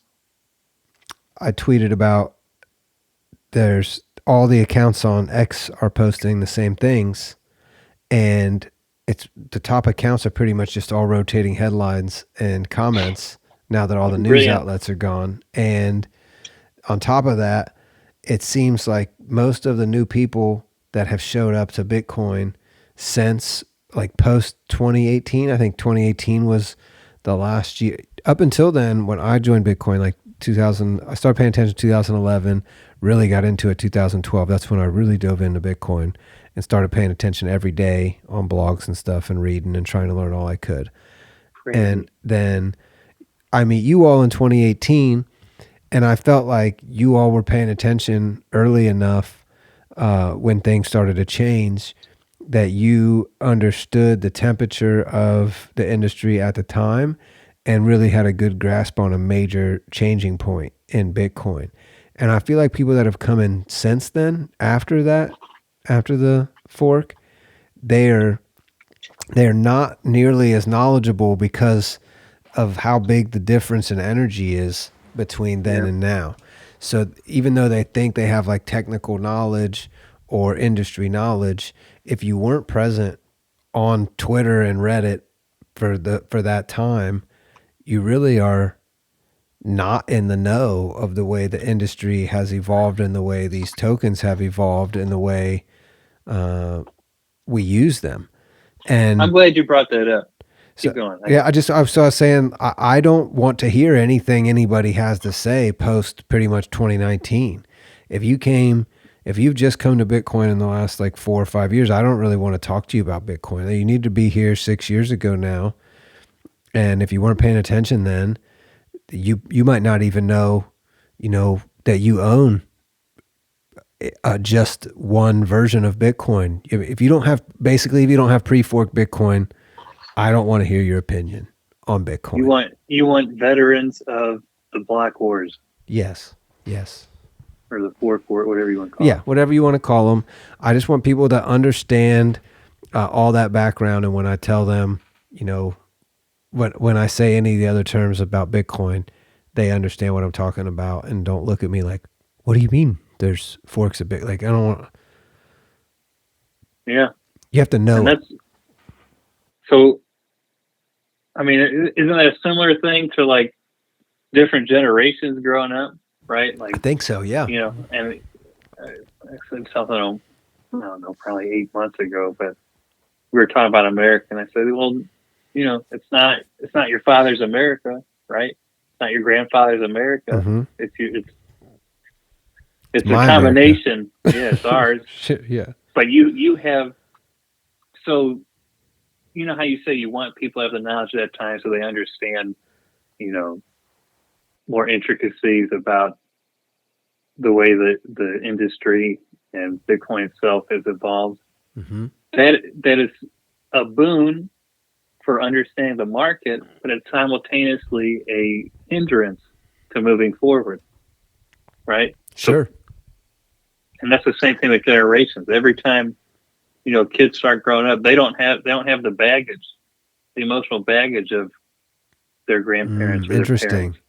So they're able to move forward in a world or an environment that their parents never can. Like if you take your great grandfather and say, okay, here's AI, here's a computer terminal, make something happen and Pops, what's he gonna do? He's gonna break down. He's gonna be like, this is the great, he's not gonna be able to handle it. Maybe some people can, but for the most part, it'll be completely foreign and incomprehensible. And that, that gets back to the whole people on the internet town square. There's pre-internet people, and then there's post-internet people. Mm-hmm. And you and me are pre-internet people. Even though the internet was around, it just wasn't the way it is now. Right. And so we're held back by our understanding of the past of how we got here. Gen Z, Gen A, they're essentially being shot out of a cannon. Okay? They don't have to care about where the information came from. They don't have to care what was true and what's not true. They're going to operate in this adversarial environment. Marketing matters. And they're gonna crush it. They're gonna crush me, they're gonna crush you, they're gonna crush our parents, and they're gonna take all the wealth. Okay? We're getting passed over. That's a really good because point. they don't have to care. Yeah. And in fact, most of them find caring about things to be, a liability. You're not cool if you care. So are kids Zaid's age, do any of them talk about Bitcoin? Is Bitcoin ever brought up at soccer when you're around, or does anybody ever talk about that or know what it is, or do they not give a shit? They don't give a shit. They could care less. They you know what they care about? Mr. Beast NFTs. Yeah. Yes. Sure. But that's a natural evolution in this market, right? Like, okay, we can attach something that markets or this new generation likes that they can share between their whatever environments they're in, and then that can be their money. Whatever. They live in the world of Fortnite bucks. Right. Yeah. Now, what are they going to ask when they get older? I don't know. Right. I just wondered if that had trickled down to teenagers to have any value yet. And of course they're dealing with much wider variety of digital goods than we had, of course, by a million %. It's all they have is by 6 orders of magnitude. Yeah, you're right. V-Bucks has got to be number one. Roblox, Yeah. Robux, yeah. What else are they messing with? I mean, and then dollars. TikTok. They don't even understand dollars yet. I mean, Brant does not understand at 10. And Apple Cash. Apple Cash. Okay. Brant does not understand that 2,000 V-Bucks is $20. Every time I ask him, I'm like, would you rather have $20 or 2,000 V-Bucks for that outfit? He's like, $20. Like, I bet. And I'm like, that's how much it costs. And he's like, I thought it was just 2,000 V-Bucks. Yeah, it's the same thing. I bet you did. Yeah. And, he understands that he wants the money more than the V-Bucks, but he doesn't understand the translation of how is that $20. And it's like, well, because you want it. You're asking for it. That's all you need to know, kid. Gen Z scares me. It all scares. I mean, And they're not 20, scary. and they're in their 20s. I mean, that. What scares me is how different everybody is and how okay people are with not having. And I mean, different in they're like okay with not having kids, or they're okay with they've been told relationships their entire life. are not possible. The world's ending. Have they? Yeah. What are you talking about? I mean, it's been doom and gloom for 2 decades.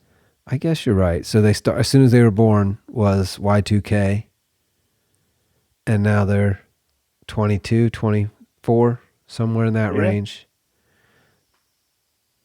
And then they had 2008 was absolute collapse, and then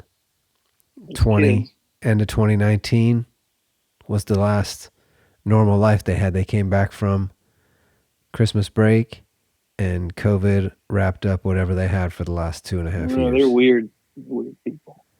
Are they? They're perfect. All kids are perfect. Never forget that. Your job's not to ruin them. It looks to me like and you will. Everybody's doing the same thing. All the athletes are way better. I heard the other day I was listening to Sports Grid, and an announcer on there said it's, I forget what he's talking about, what stat he was talking about, but he said it's kind of went the way of batting average. It doesn't really matter anymore. And I was like, what? How does batting average not matter? And then, Moneyball comes to mind. It's like, oh, well, there are bigger factors than batting average. If this guy can get on base, he's hitting 200 one out of every 5 times he's getting a hit. What else is he doing? Is he getting hit by pitch a lot? Is that a shit stat to look at, and it just doesn't matter? And that's what we're realizing now. I mean, how many good athletes were overlooked for the last 50 years because some stat was the dominant figure that everybody looked at, when in reality X person or Y person was the most energy efficient, max return player on the field. And there's a eponymous law for, the measure, the target or measure becoming like overfitted, essentially. So you ruin, by paying attention to the stat, you ruin that stat, right? Like by measuring it, you take away its usefulness. Why is that? True. That's it a real thing. Everything. Really? Oh, yeah. Yeah, it happens in everything. So has the dollar just run its course because we look at everything in the dollar, so we're just done looking at it, or we have too much historical data now, so it's tainted in some way? That same emotional baggage. We have too much emotional baggage with this chart. Yeah, maybe. That's interesting theory. That's a quote that somebody said before that you're remembering? Yeah, hold on. It's a law. You know all Goodhart's the laws. law. What is it? Goodhart's law. Midhart. Goodhart. Goodhart's law.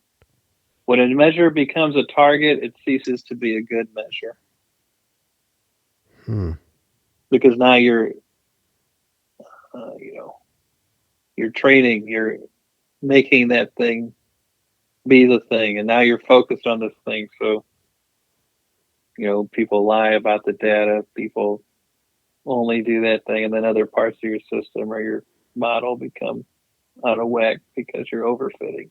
It's like when you're focused on the bad news, right? The world looks terrible, but that's not really the way the world is, right? Because you're overfitting your model based upon what you're measuring or targeting. Maybe that's what changed in 2018 is so much information came online that everything seems tainted because we are literally overindulging in information, or there is literally too much information that we can't Yep. make accurate disseminations from the total that we're taking in anymore. I wonder if that's real. I mean, to me, it definitely seems like there's nobody out here on Twitter that is crushing the stock market. There's nobody that's just like, hey, follow this guy. They know exactly what's going on. And that's, to me, it feels like everything's so volatile. It feels like Apple stock could drop any day for any news at any time. All it would take is somebody telling the right story or AI writing the right story, and the stock tanks for 6 months. And how do you recover? Even if it's not true, how do you recover from something that really hits hard and travels around the globe in 24 or 48 hours and makes its way through headlines and to all the talking heads? It seems very dangerous how quickly bad information can go. And I mean, just look at the Russian thing. What is that, a month ago now? Maybe 45, 60 days ago. The I forget his fucking pierogi guy, the Russian, the Russian The boss, like the mob boss kind of guy. Yeah, the general guy. he But tried to take over Moscow or whatever. yeah, but then they said that was all fake and that he's been, he works for Putin, and that was all a plot to see, to trick media or whatever the fuck it was. I don't even want to start pairing. I don't know.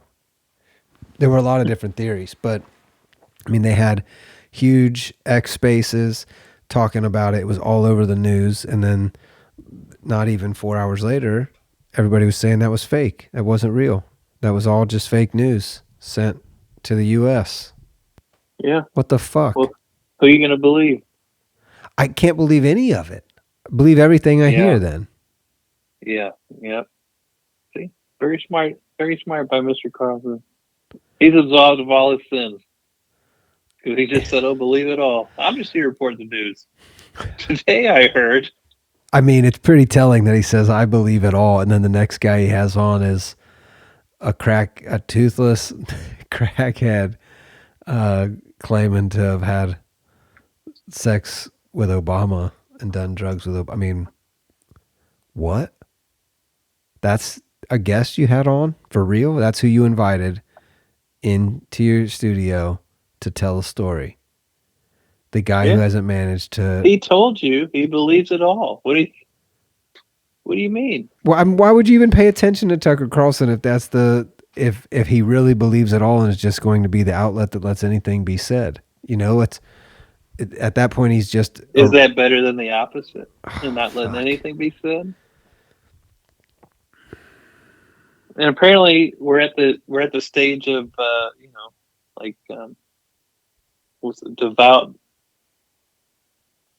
devout belief in your chosen disseminators, right? Mm-hmm. Like, if you're red, you're red, and you listen to the red people and Tucker Carlson, by golly, we sure do love that guy in this house. And then vice versa for whoever, Wolf Blitzer. Piers Morgan. It does seem very strange, the whole thing. But then again, it's got to be strange. Life is strange. Yeah, I mean, when you really think about it, my whole life is a meditation on how strange everything is, but people just seem to chug along like it's not. But it really is. I It mean, when you really really think is. about it, it's very 5 finger, 5 finger, 2 hands, 10 finger. Like what the? Why? But Brent's doing the first, so I can't figure it out.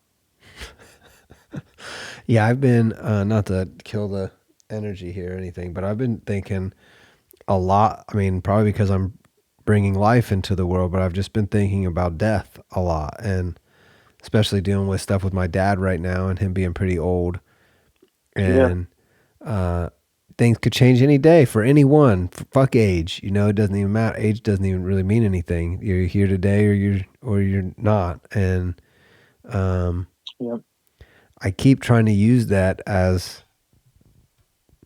as a real tool for almost in all situations. Anytime I can use the death tool, if you will, to be more grateful, more present, uh, good. more loving, more kind, more patient, any of those words that you want to use that would make you a better person, death will really do it. If you really just think about death for a minute, you will take Yeah, that dog for a walk, you know, yep. and this is the last time you're going to walk them. Is that what they're able to walk today and you can do it? Hey, And you're a philosopher now. I think I mean this podcast is in the philosophy category. Good. I told Bill, I was like, I don't talk about philosophy. He's like, yeah, you do. I was like, all right, okay. It's all philosophy. We're I talking know about that's why what he we're said. here. That's What what he does it said. mean? I'm so pumped to talk to Bill tomorrow. I'm pumped to talk to you Good. tonight. Back on the swing.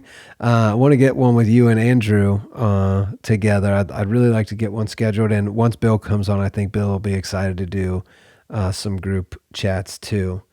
And I'm really looking Awesome. forward to getting some more people on these chats and ramping them up in the wintertime. We might have some baby crying in the background, but we do not care. We will record it anyway. We'll put it on the Love it. internet.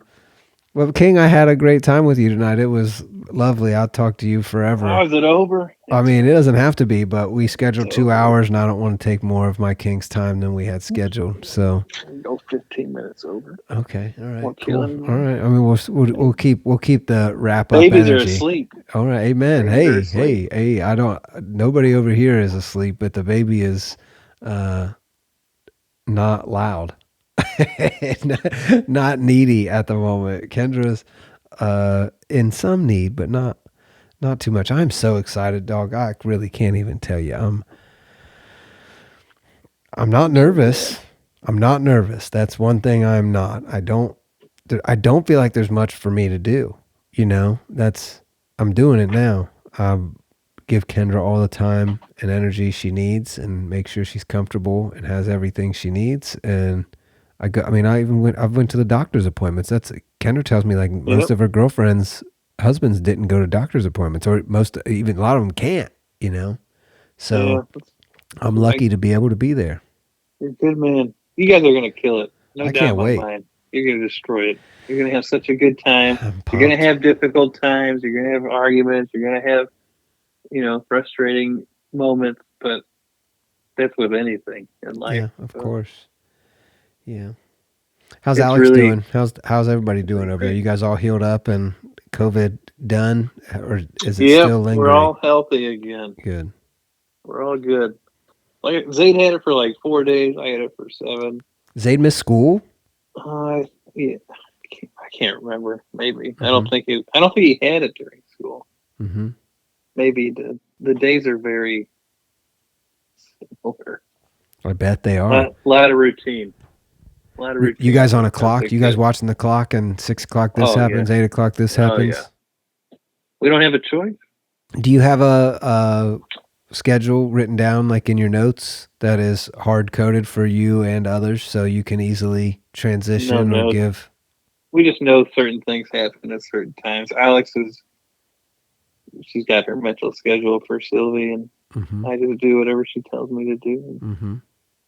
life is good.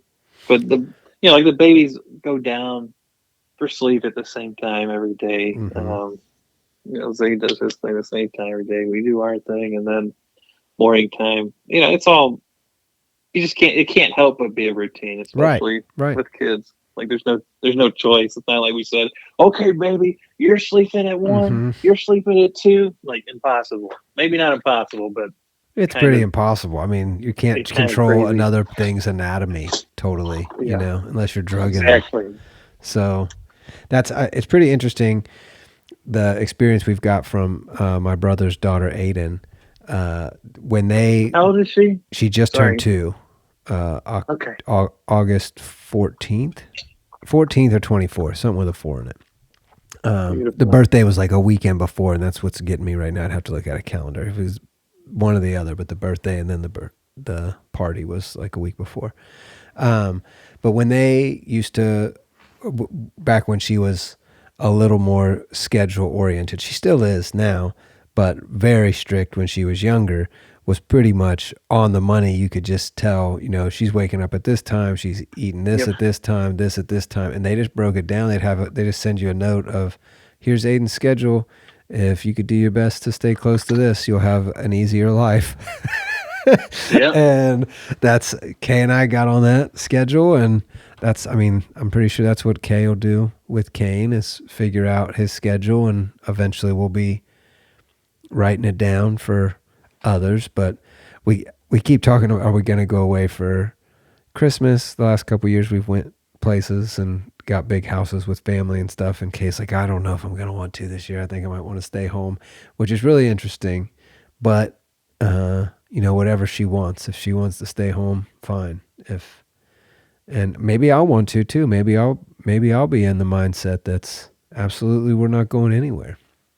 Those winter months, you're gonna want to keep your baby healthy, so you probably don't want to go many places. I don't know. For us, Leo was born December, so we didn't go anywhere for like definitely a month. Mm-hmm. He could be born next week, and then there you go. You got plenty of time. Plenty. I mean, but still, it doesn't change anything. Quick, right around the corner's holiday season. I mean, is a 2-month-old baby's immune system much better than a 3-day-old?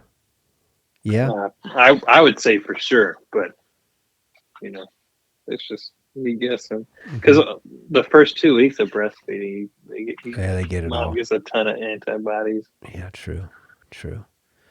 Yeah, so I would say, right.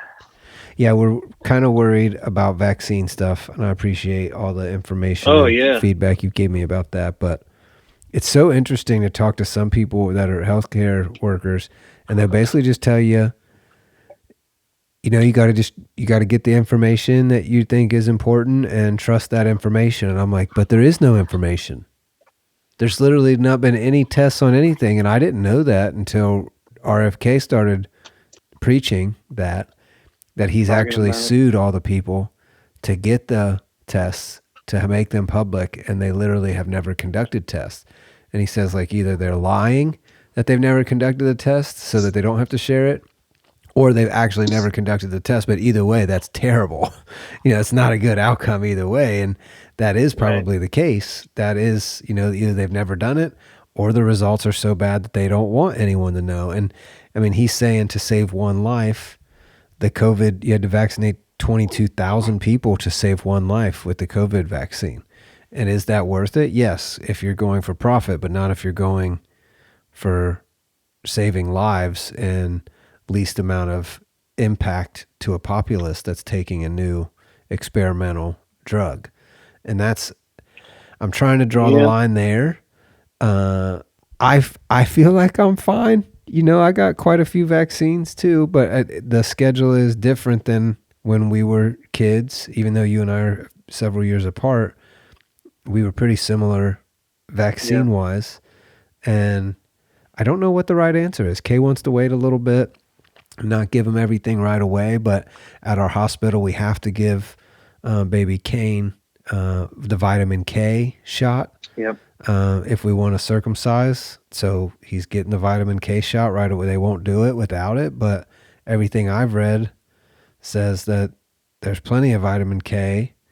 And I mean, who knows? I mean, is that just an upcharge for $500 or something that they're getting me with? Or does that really need to happen? Synthetic vitamin K in my baby as soon as it comes out the womb to get circumcised. Is that true? I don't know.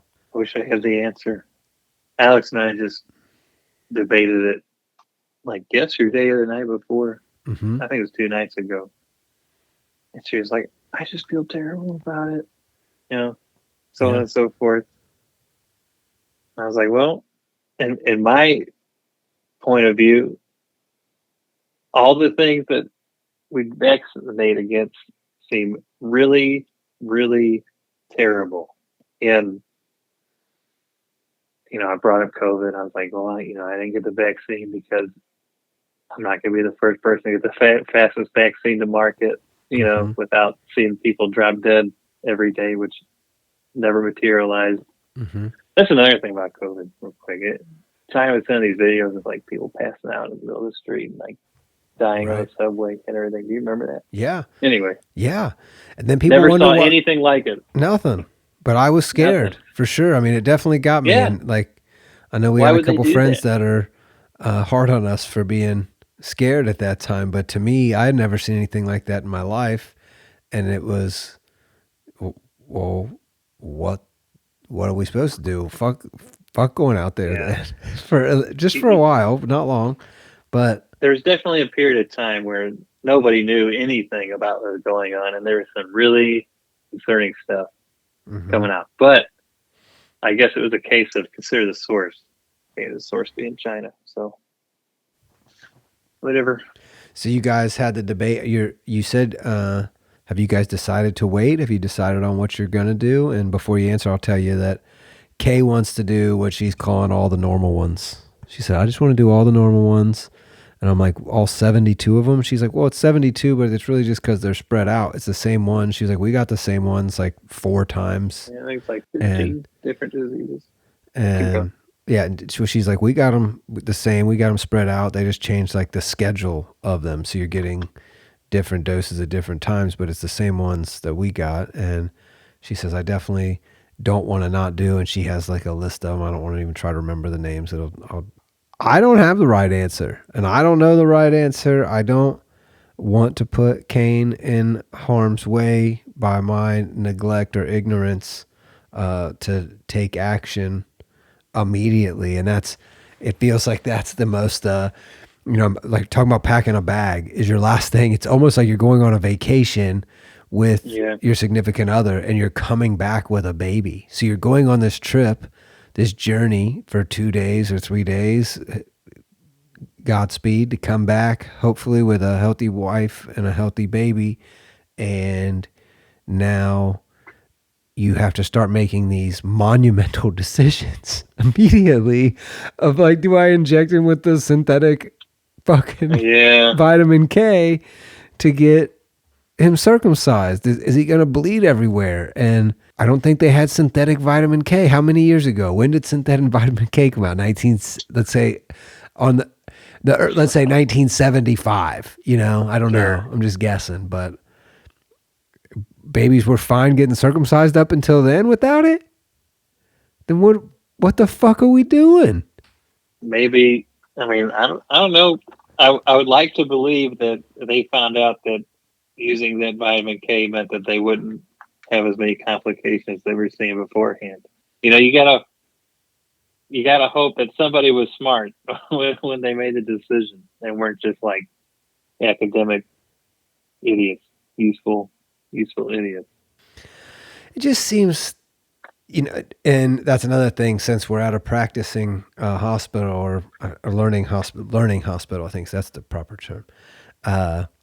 We have to be certain to ask for a non-learning employee, whatever, non-learning person to do the circumcision. Non-learning person.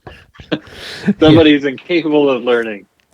Somebody who's not here to learn. Somebody who is a learned individual needs to be the one that makes this delicate snip, please. Please. I want to make sure that we can continue the party. So many decisions. It's weird, man. Already weird. Not even here yet, and it's as weird as it gets. You got to be thinking about vaccines. I haven't been to the doctor in forever. Do I need to go get a Tdap shot? Is that something you need to get as a parent, or is that just grandparents? I have no clue. I can tell you that in the Air Force, they shot me up with all kinds of weird shit. Right. So I've regularly, never right? passed that. Yeah. Well, not regularly. When I was in basic, they did it a whole bunch, and then when I went to Turkey, they gave me like 10 other things.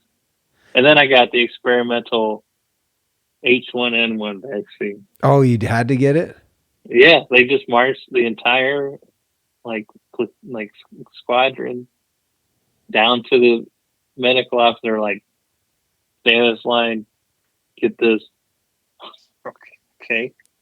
What was it? Was it truly experimental? Was it quick to market as I well? don't know. It was whatever they developed for the military in areas where H1N1 was prevalent, I guess. So take that for what you will. Did you get vaccinated for H1N1? No, it's interesting. So that was what year was that? Oh 08? Yeah. Yeah, so we came back from Cali uh, in oh 08, and we were really just struggling to get on our feet and get shit together. And Kay got a job at Ugly Tuna on campus, and I was working for AT&T doing door-to-door sales for Uverse Cable, and that was like the last real corporate job that I had in my adult life up until the one I'm currently at. But we were so tuned out of all news and everything and any world conversations or talking points. We were just in our own bubble of, we have to make this money, we have to pay bills, we got to get our shit together. We just moved across the country and really trying to get ourselves established. And Kay actually got it. And so it's really weird you bring this up because Kay got this, and it was the sickest she had ever been. She was Oh fucked no. up. So she got the swine flu, and she was laying on the couch, just like literally. We weren't sure what was like. She was really as sick as I had ever seen her, and not in good shape for several days. And Oh no. what, like, was out of it, like almost hallucinating out of it, real sick. We didn't, we knew that this was a thing, but we didn't think much of it at the time. Like, we weren't even like, she has swine flu. But she got it. And then she also got, so we didn't get vaccinated or anything. But then she got COVID early too. And we Yep. assume it was like, cause she was at the bar every night handling money and stuff. And that's both times. When she got COVID, it was December 2019. And we just think it was COVID. It was because then here came this big sickness. I mean, there Yeah. was no words COVID being said in December 2019, but Kay was fucked up for 11 days. She lost Oh a yeah. ton of weight. She was like literally couldn't move. Her hips were hurting. She could barely walk to get to the toilet to throw up, just continuously gagging and couldn't breathe. It was the sickest I had ever seen her. And I didn't think anything of it. So I was just taking care of her, taking care of the dogs, cooking, working, doing everything normal. And she was sick for almost 2 weeks. She was still fucked up for another like 10 days after she was not sick.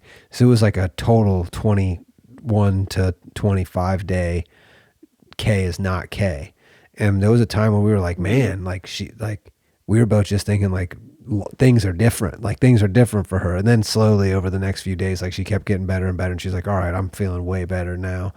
And like we thought it had like really fucked her up in some ways. And then after she got a little bit better, like right at 2 weeks or so, I got real sick. And I was only sick for like 3 days in January, but that was before COVID too. So we both got really sick, and then we were fine all the way through. No, neither of us got sick at all, pretty much, the whole time.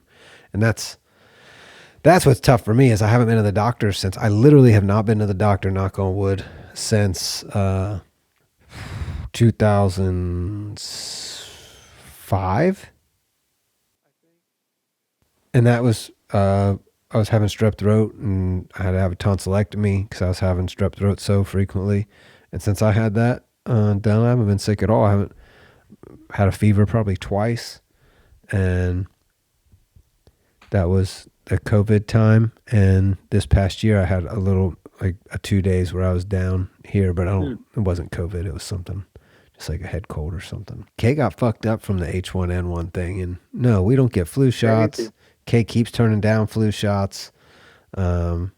But people in my family get every flu shot. They're getting COVID boosters, and just add it to the list of let's go. And that's, I don't know. I don't know what the right answer is. What is the right answer? The right answer is just staying alive, survive in advance. Yeah, I think COVID was very unique, Mm-hmm. and what it was, how it was handled. What do you think it was an opportunity like that? So COVID was obviously people were getting sick. It was a different flu. Was this a engineered flu? Was this natural flu? And then they took advantage of the opportunity that's a once in 100-year opportunity to say, hey, we can get all these people back inside and we can calm things down out here. It's a little hot. I think it was done on purpose. Totally. Yeah, I really do believe that. Do you think it's coordinated, or do you think it was some small group? Okay. Yep. Large global coordination to control the populace. Yep. I think every so often that happens. Why wouldn't it happen? Yeah, I mean, you're not the only one who likes things the way they are, right? Like there's a lot of lives and money and plans on the line to make sure things go a certain way. It was kind of interesting with the election going on when it hit. It was interesting how it was talked about and handled. It was real interesting the way that, well, like the thing I just posted, like, okay, so now there's something coming out where they're saying, yeah, the CIA paid a bunch of money to have people not say it was right. A lab leak or whatever, which you can say, okay, well, I mean, there's many reasons that can be done, but I mean, it's not a stretch to imagine that there is, a group kind of trying to make sure things go a certain way. But would we know who those people were, or are they so powerful that they're just outside of the loop? Like, and how are they more powerful than somebody like Elon who just buys Twitter? Because that's the most that's the most powerful move we've seen demonstrated ever in my mind, is buying Twitter and saying, well, this is mine now. I own this. Fuck all the stockholders. Fuck everybody. I own it. And I have enough money to say that I own it. Isn't that the power? And isn't he then the most powerful person on earth? Or are there far more powerful people that just with the stroke of a pen or a text message or the cast of a spell could, get Elon so hemmed up that he loses everything? And that's the power. Yeah, I think there are people like that. Is that Epstein? Is that I guess so. The Clintons. The Clintons. Mm-hmm. Certainly all those very wealthy families that have been wealthy for the last 300 years. I don't know. It's tough to say. I don't know what it's like to be a gazillion trillionaire and have, depraved desires. Mm-hmm. I don't know what being, if everybody worships money, I don't know what being a demigod is like. So can't really say. I think, I just think COVID was very orchestrated. In my opinion, perfect timing. Well, perfect timing and all social media compromised. And Pinnacle compromised during Pinnacle information flow.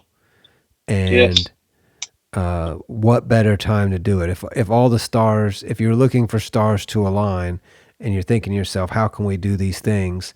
And you're like, well, we can just make people sick. And it's like, well, it's not going to do that much. It's not going to hurt that many people. Well, then how do we make it more powerful? Well, we have to amplify the information or the misinformation to intensify the outcomes.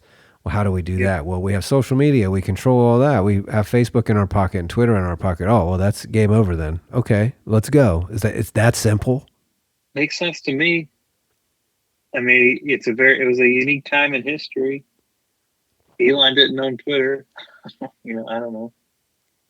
Is that that's what I would do. how do we not go after the people that did own Twitter or controlling Twitter? How do we not go after them with criminal liability or criminal charges when we know for a fact that they were selling out a publicly owned and traded company?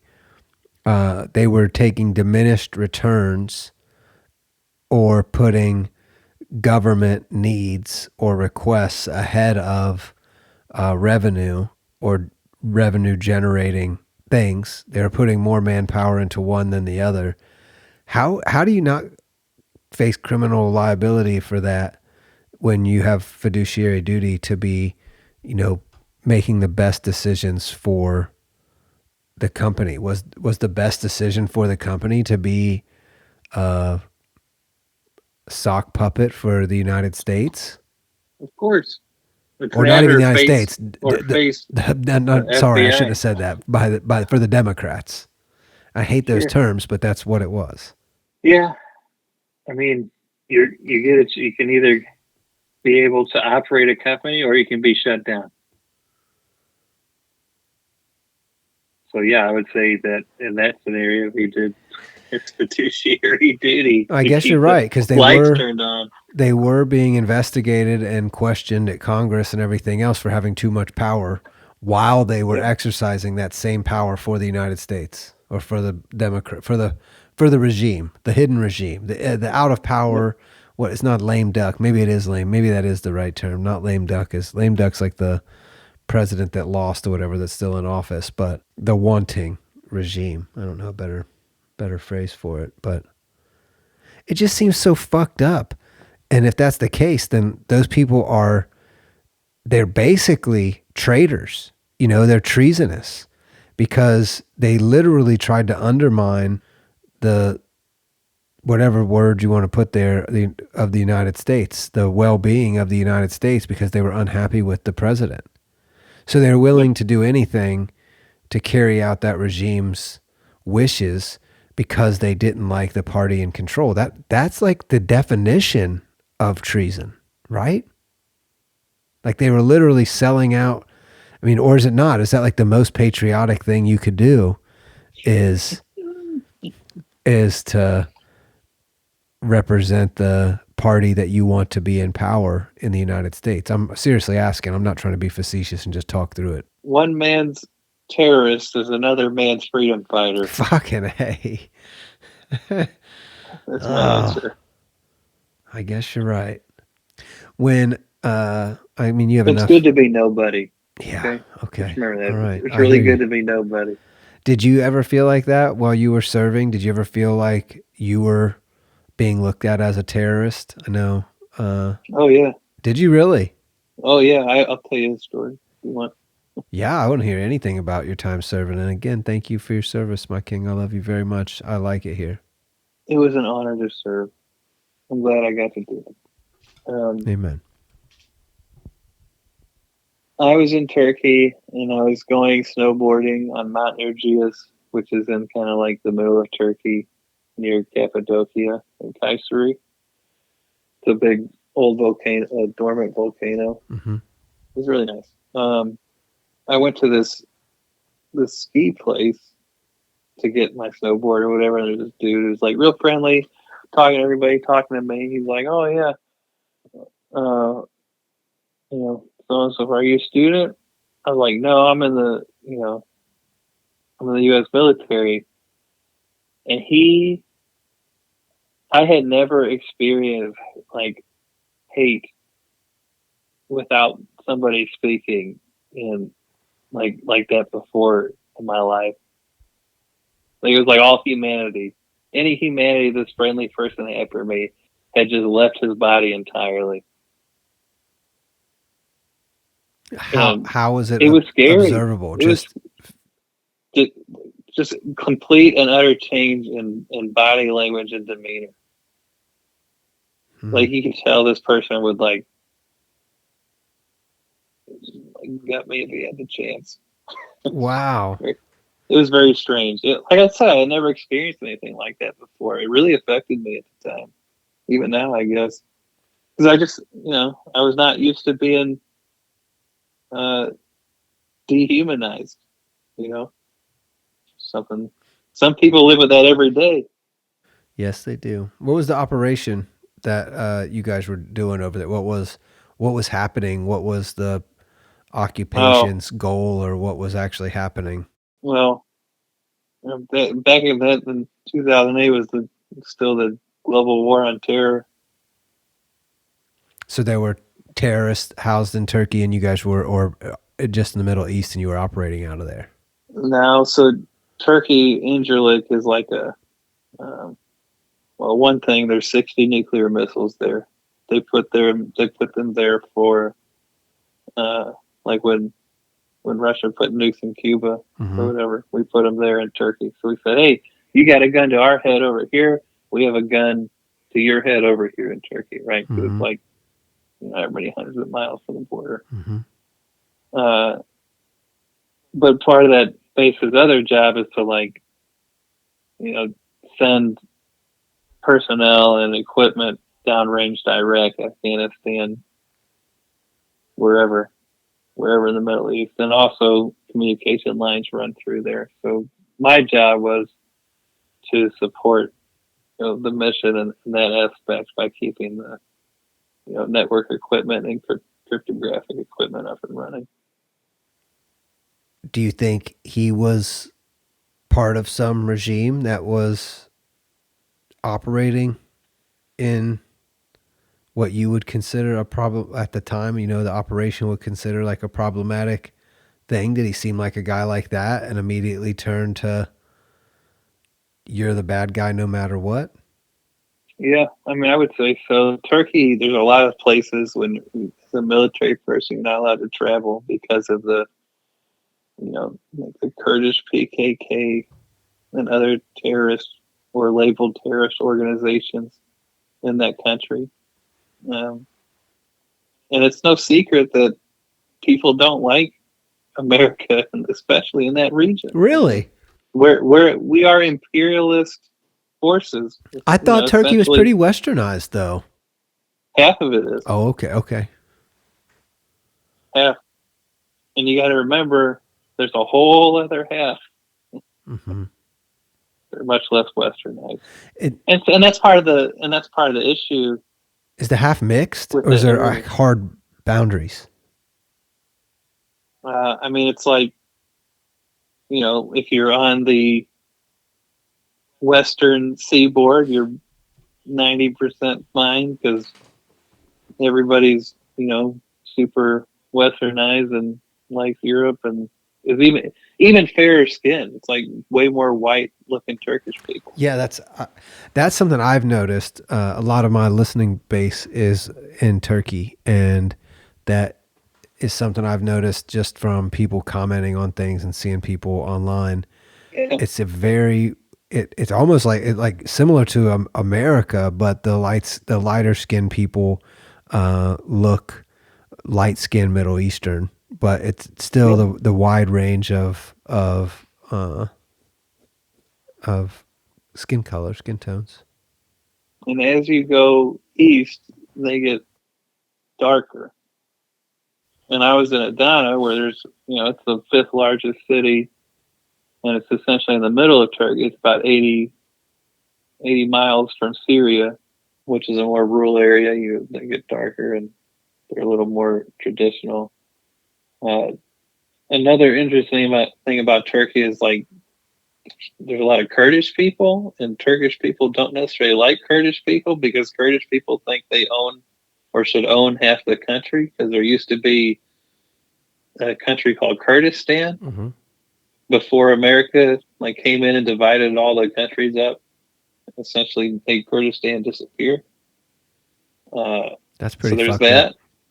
that, and that's why they label the PKK, which is something Kurdish national people. I don't know. Mm-hmm. It's a terrorist group because they would travel all the way to like Izmir or wherever else and bomb their like shopping malls. Like my ex-wife would tell me that she remembered that happening when she lived there. Anyway, so yeah, it's an interesting place. They're really angry there. Not like in Turkey, but I mean like in general. It seems like they have a reason. I mean, if you erase somebody's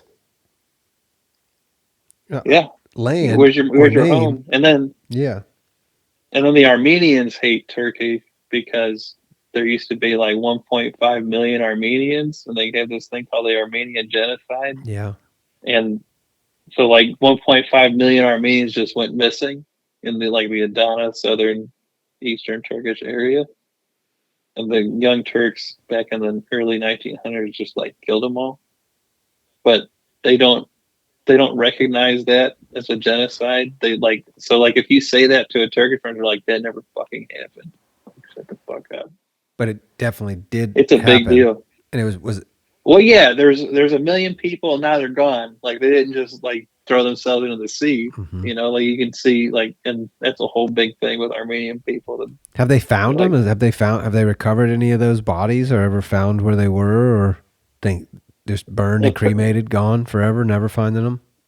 I think they found some mass graves or whatever, but I did not look super into it. It's crazy how much history, just from our couple conversations we've had, how much history you know about Turkey. And I imagine it's, a million times deeper. Of course it is. But it just seems like it has so much conflict and so many people fighting over the land. And the fact that America comes in and erases Kurdistan, that's what it was? Yeah. Erases Kurdistan. Of course you're going to be pissed at Americans. And how could you not be? If somebody just came in and just said Missouri doesn't exist anymore, they're like, oh, fuck Missouri. Fuck everybody from Missouri. No, you ain't even from Missouri. And you're telling people. You live in Illinois. Yeah. After you just told me, like, you're talking about like the new generations of kids come in, they're like, we don't give a fuck about the old shit. Like this, we don't tell you, we don't care. I'm here to tell you right now. So like, they don't care about this history, but there are people that do. And it's like you just erased your meme. Family, and you're like, hey, this is who we are. You need to always remember who you are. Hey, America's a very unique, kind of silly place when you think about it. Like other countries, they trace their roots there for thousands of years. People in America are like, I don't know, we came here 100 years ago. We don't have a past like other places have a past. Mm-hmm. We don't have feuds that last thousands of years like other countries, and that was kind of the nice thing about America when it was made, right? You can nothing. Even George Washington said that in the farewell address, we don't have to deal with the problems of Europe. We can start our own country. This is our one chance to get it right. And we did pretty good for a little while, but I feel like we're still doing great. Everything. But that's no, we were supposed to stay out of everything. We weren't supposed to be this global dominator force that we are today. But I guess that's just what happens. I don't know how you could not be that. How could you not be that? Well, maybe that's true. I don't know. We have bases in almost every country. I mean, like we are Neo-Rome. Crazy. I was watching the UFC this weekend. The fights were so shit. I don't know if you were watching them while we were all watching. Did. You did, yeah. Okay, so good. And apparently, before you, I would say something. You guys be like, not say anything. Like 15 minutes later, you're like, oh man. Like, okay. Well, I'm just behind. Yeah, I'm behind. I know. So, I just kept thinking to myself how when you're the biggest or the strongest, it comes with a lot of other things that hold you back. And those giants that were fighting each other, they're just so slow. Yeah, you're punching. A lot of weight to move. Yeah. And I mean, just you can't be that big without being slower. And then the small guys were so tiny, but they don't do anything. They can just punch each other all day. They could literally just get in there and trade punches and nobody's going to sleep because they're not big enough to cause real damage, period. It doesn't matter. And they could connect the best punch ever. The dude's not going down. And this made me think all night that night about what you just brought up about America of, we became the superpower. And I don't think that we became the superpower. I just think that we are this, and it's just the way things unfolded. And it's almost like we are the middleweight. We are almost like the air quotes middle class of the world. If you consider like the hoity-toity monarch system of England, the top. No, we're top 1%. For sure, but sure. Okay, I'm not trying to say. I'm not trying to say that. I'm just saying. I'm saying bodily. So like I'm saying not riches and things. So I was like, stay with me. So the top of the top of this spectrum is like the people in Europe that aren't the biggest, strongest, fastest athletes. They're soccer players. They're mid-size people. They don't dominate because they've been on top of the world for so long. And then you have people on the bottom of the spectrum. We don't need to bring them up that like literally can't compete because they don't have enough wealth or they haven't won enough wealth with their size and things that they have, whether that be through wars or, plundering other nations throughout time. But then you have America, who the people who left were the fighters that left anyway. They were the ones that were willing to fight, the ones that were, a lot of them, willing to go to war for what they believed in or saw opportunities and reasons to go to war. I'm reading your Bhagavad Gita book that you gave me, and it's talking about going to war and fighting against the people that you love, and fathers and brothers and cousins and all the children.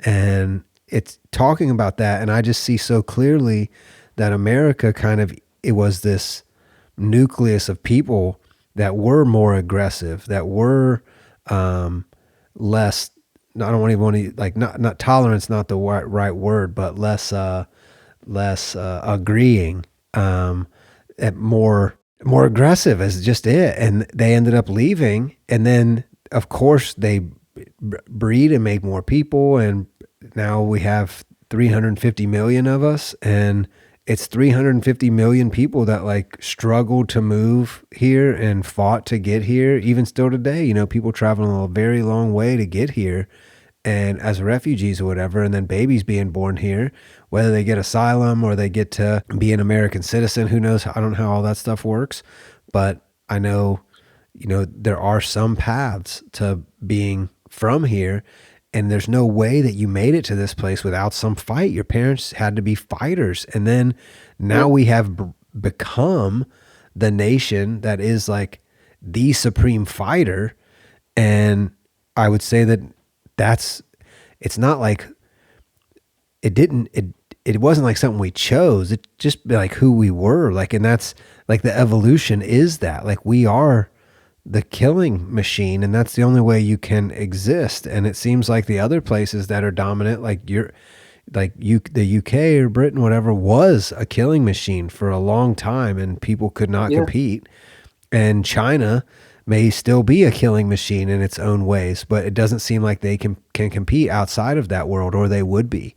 And that's the argument I hear from a lot of like the but let's say I hate boomers, but because it's a bad word, but that's the actual term. So they're baby boomers. I'm not meaning it. I'm not meaning it fucking negatively or as a what's the derogative term right now. I'm just saying there's a couple people from that generation that I talk to, and they say like Russia and China can't even participate in global wars unless the first thing they did was take over food sources to be able to feed themselves, and they would have to be operable food sources. So they can't leave their region because they're so unfit to provide for a massive army movement, when the United States, who already is exporting 90% of our crops, we can just go anywhere. We're already sending 90% of our shit out anyway. What's another fucking flight, Fucking gives a shit. Like just another, it's literally just bring another boat or bring another plane, and we have plenty of C-130s, and here's a fucking shipping container boat. And it's not even close. Not even close. So it feels like we've just like evolved into this, and we are the most murderous group of all time. And I mean, I don't know where we stand on a scale of death toll, but it does seem like that's what we have. I have become death. It seems like us, right? I guess so. Is that right? I don't know if it's right, King. I'm just saying it seemed very apparent to me that the small fighters of the UFC and the big fighters of the UFC have nothing on the guys that have the speed and the combo of speed and power that makes you a killing machine. They're so much faster, more agile, and they've had that agile body for so long. And that it literally, even call it agile, we're only 300 years old. So we're not that locked in. We don't have that great of, I mean, it is powerful meme power, but it's not, our culture is not so embedded in our bones. We are still the new, like you talked about, the new generation that really doesn't have the baggage of the world. Our first baggage for us was 9/11. What were you for 9/11? Did that like change your life? How old were you? What was going on for you 9/11? Is that how you went to the military? No, I was 12. Okay, all right. Seventh grade. Yeah. The one thing that I took from 9/11 was how mean people got towards like brown people, like Middle Eastern, Indian, Sikhs, and all these other types of people that had nothing to do with it. It was crazy to me. Like it really was. I really took that like memory to heart. Like seeing these people's like convenience stores get trashed and like some people getting killed even or beaten up. I was just like, why? Like just 6 months ago, everything was fine. You like love that store. you really, yeah, you really just looking for somebody to blame all your problems on, like these random people. It just seems like people are just looking for an excuse, and I guess 9/11 was a good excuse. Yeah, it's been interesting to me the last, I'd say 3 or 4 years. I feel I've seen more 9/11 videos. Of course, now that we have already had this conversation, maybe they're all fake. Maybe I saw a bunch of fake fucking AI generated 9/11 videos that are different angles than I've ever seen before. But did you see the one yesterday AI from the boat? Generate me no. So it's people in the boat, and it's the opposite angle of the plane that you usually see. You usually see it from the other side, hitting the back side of the building, and you see like the blow out the side. But from this angle, you see that the plane went perfectly. It aimed to take out one of the corner beams, one of the cornerstone beams, and it hits it dead on. And there's tons of people on a boat watching it, and it smashes into it. And then the thread I was looking was, look at this guy who like worked for the New York City, well-known person, and he was in Tower 7. It was like a 10-minute long video. And he was saying, I heard explosions going off in my building, and that was before it collapsed. And he said they got out, and then the building collapsed. But he definitely said he heard explosions, and he said many explosions. So do you think that was all a conspiracy too, and that was an inside job meant to bolster patriotism to go to the Middle East? Yeah, but I always thought that. Yeah. Yeah, I'm not saying did these things change your mind, but I'm just from that's what makes me think about it, is seeing these different angles and stuff. And we were so limited in our information that we were being shown because there wasn't social media. It was just the two news feeds. I was on the internet so much as a kid. I was on the internet a lot. Mm-hmm. That was like the only place you could find alternative viewpoints of 9/11, like the different forums and stuff. Mm-hmm. I was in a lot of conspiracy theory forums and things like that. So at 13, I've seen a lot of good. Yeah, 13, 14. Where were you at? 15, what websites 16, were you on? 17, What were you doing? 18. Oh man, like one of the ones was like above top secret.com or something. Mm-hmm. That was one. I don't know the others. And you're just lurking in message boards and chat rooms and yeah, it was a good time to be on the internet. Yeah, it was before people realized that, or like I guess I should say, it was before like companies and governments realized that, hey, we can twist opinions here. There's enough. There wasn't. I don't think there's like enough people for them to want to go after it yet. Mm-hmm. Like 1996. They didn't see the potential yet. Yeah. I saw a stat that It's just a toy. Jeff Bezos worked for a hedge fund before starting Amazon. And what got him interested in starting Amazon was he saw a fact. He preparing some spreadsheet or some report, and he saw a fact that the internet had grown 2,600% in the last year. And he said he immediately thought to himself, like, what the fuck am I doing here? If the internet's growing 2,600% a year, why don't I just go there and do anything? And if anything is successful, Yeah, then, I'm gonna sell books. yeah, then I'm out. And like, what a great way to think, 2,600% growth. If you're thinking, all right, well, even if I make $1 a day today, that adds up a lot, by next year.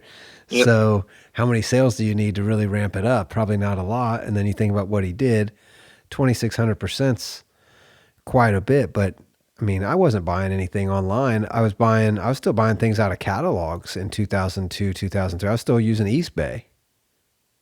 Wow. I love talking to you, King. You're so interesting, very insightful, so smart. I love you very much. I'm once again grateful for your time, and I know other people are listening, and they're grateful as well. I got tons of good feedback from people listening. Well, that's all. I really appreciate you coming on, and thanks for giving us some time today in between all the other time that you give to all the other important things in your life. Thanks for having me. Anytime, my King. Enjoy our time together. Anything? I love you. I love you. Anything you want to tell people before we get off here? Send the jet. Send the motherfucking jet. All right, amen. All right, well, thanks for listening, everybody. 9/11 was an inside job. Oh my gosh, 9/11's an inside job. COVID was an inside job or a collusion, They were. giant conspiracy. I don't say that about everything. You don't, or you do? I don't. I can't wait to fly out for one. I know, that's what I want to do coming. too. I mean, as soon as we start getting sponsors, we're not far out. I bet we're not far out. As soon as we get some sponsors, heaven, I'll really be sending the motherfucking I'll jet. really be sending the Yeah, jet. Send the You'll be out motherfucking here. jet. We'll do it in person soon. We got to get old King Colby on. I don't know what it's going to take. I was giving everybody a hard time America, today because America. He'll come that's for number 24. amen. I hope Podcast I hope he 24. does. I hope he does. But it's just, I feel it's so important. Everybody's like wants to record the most important or famous people or whatever. And, I've been very blessed in my life to realize that the people immediately around me have been and continue to be some of the most influential people on earth, whether they realize it at the moment or they realize it in 10 years. That's not up for me to decide. I just know where the gravity is, and I've been great at navigating this place and gravitating towards the things that have the greatest pull to me, and that has ended up being some major gravity pulls for the entire world, and I feel that that's what's coming. So like, people are like, "Oh, interview other people." I'm like, I'm interviewing the most important people ever. You'll see. Just wait. That's right. So just be grateful that we get to record these and have fun now, and all things in their time. Thanks for making me feel like a king. You are a king, dog. I'm so grateful to have you in my life and coaching me before and during this fatherhood journey. I'm grateful to have you. Your family's lucky to have you, and we're all lucky to be able to get some time from you recorded and be able to share it. So thanks for being vulnerable enough and confident enough and kingly enough to come on here and talk your shit and let it be recorded. And all right, well, I'm going to go read some Bhagavad Gita that you gave me, and I'll talk to you later, my king. All right, I love you, brother. Love you. Thanks for listening, everyone. See you next time. Bye-bye.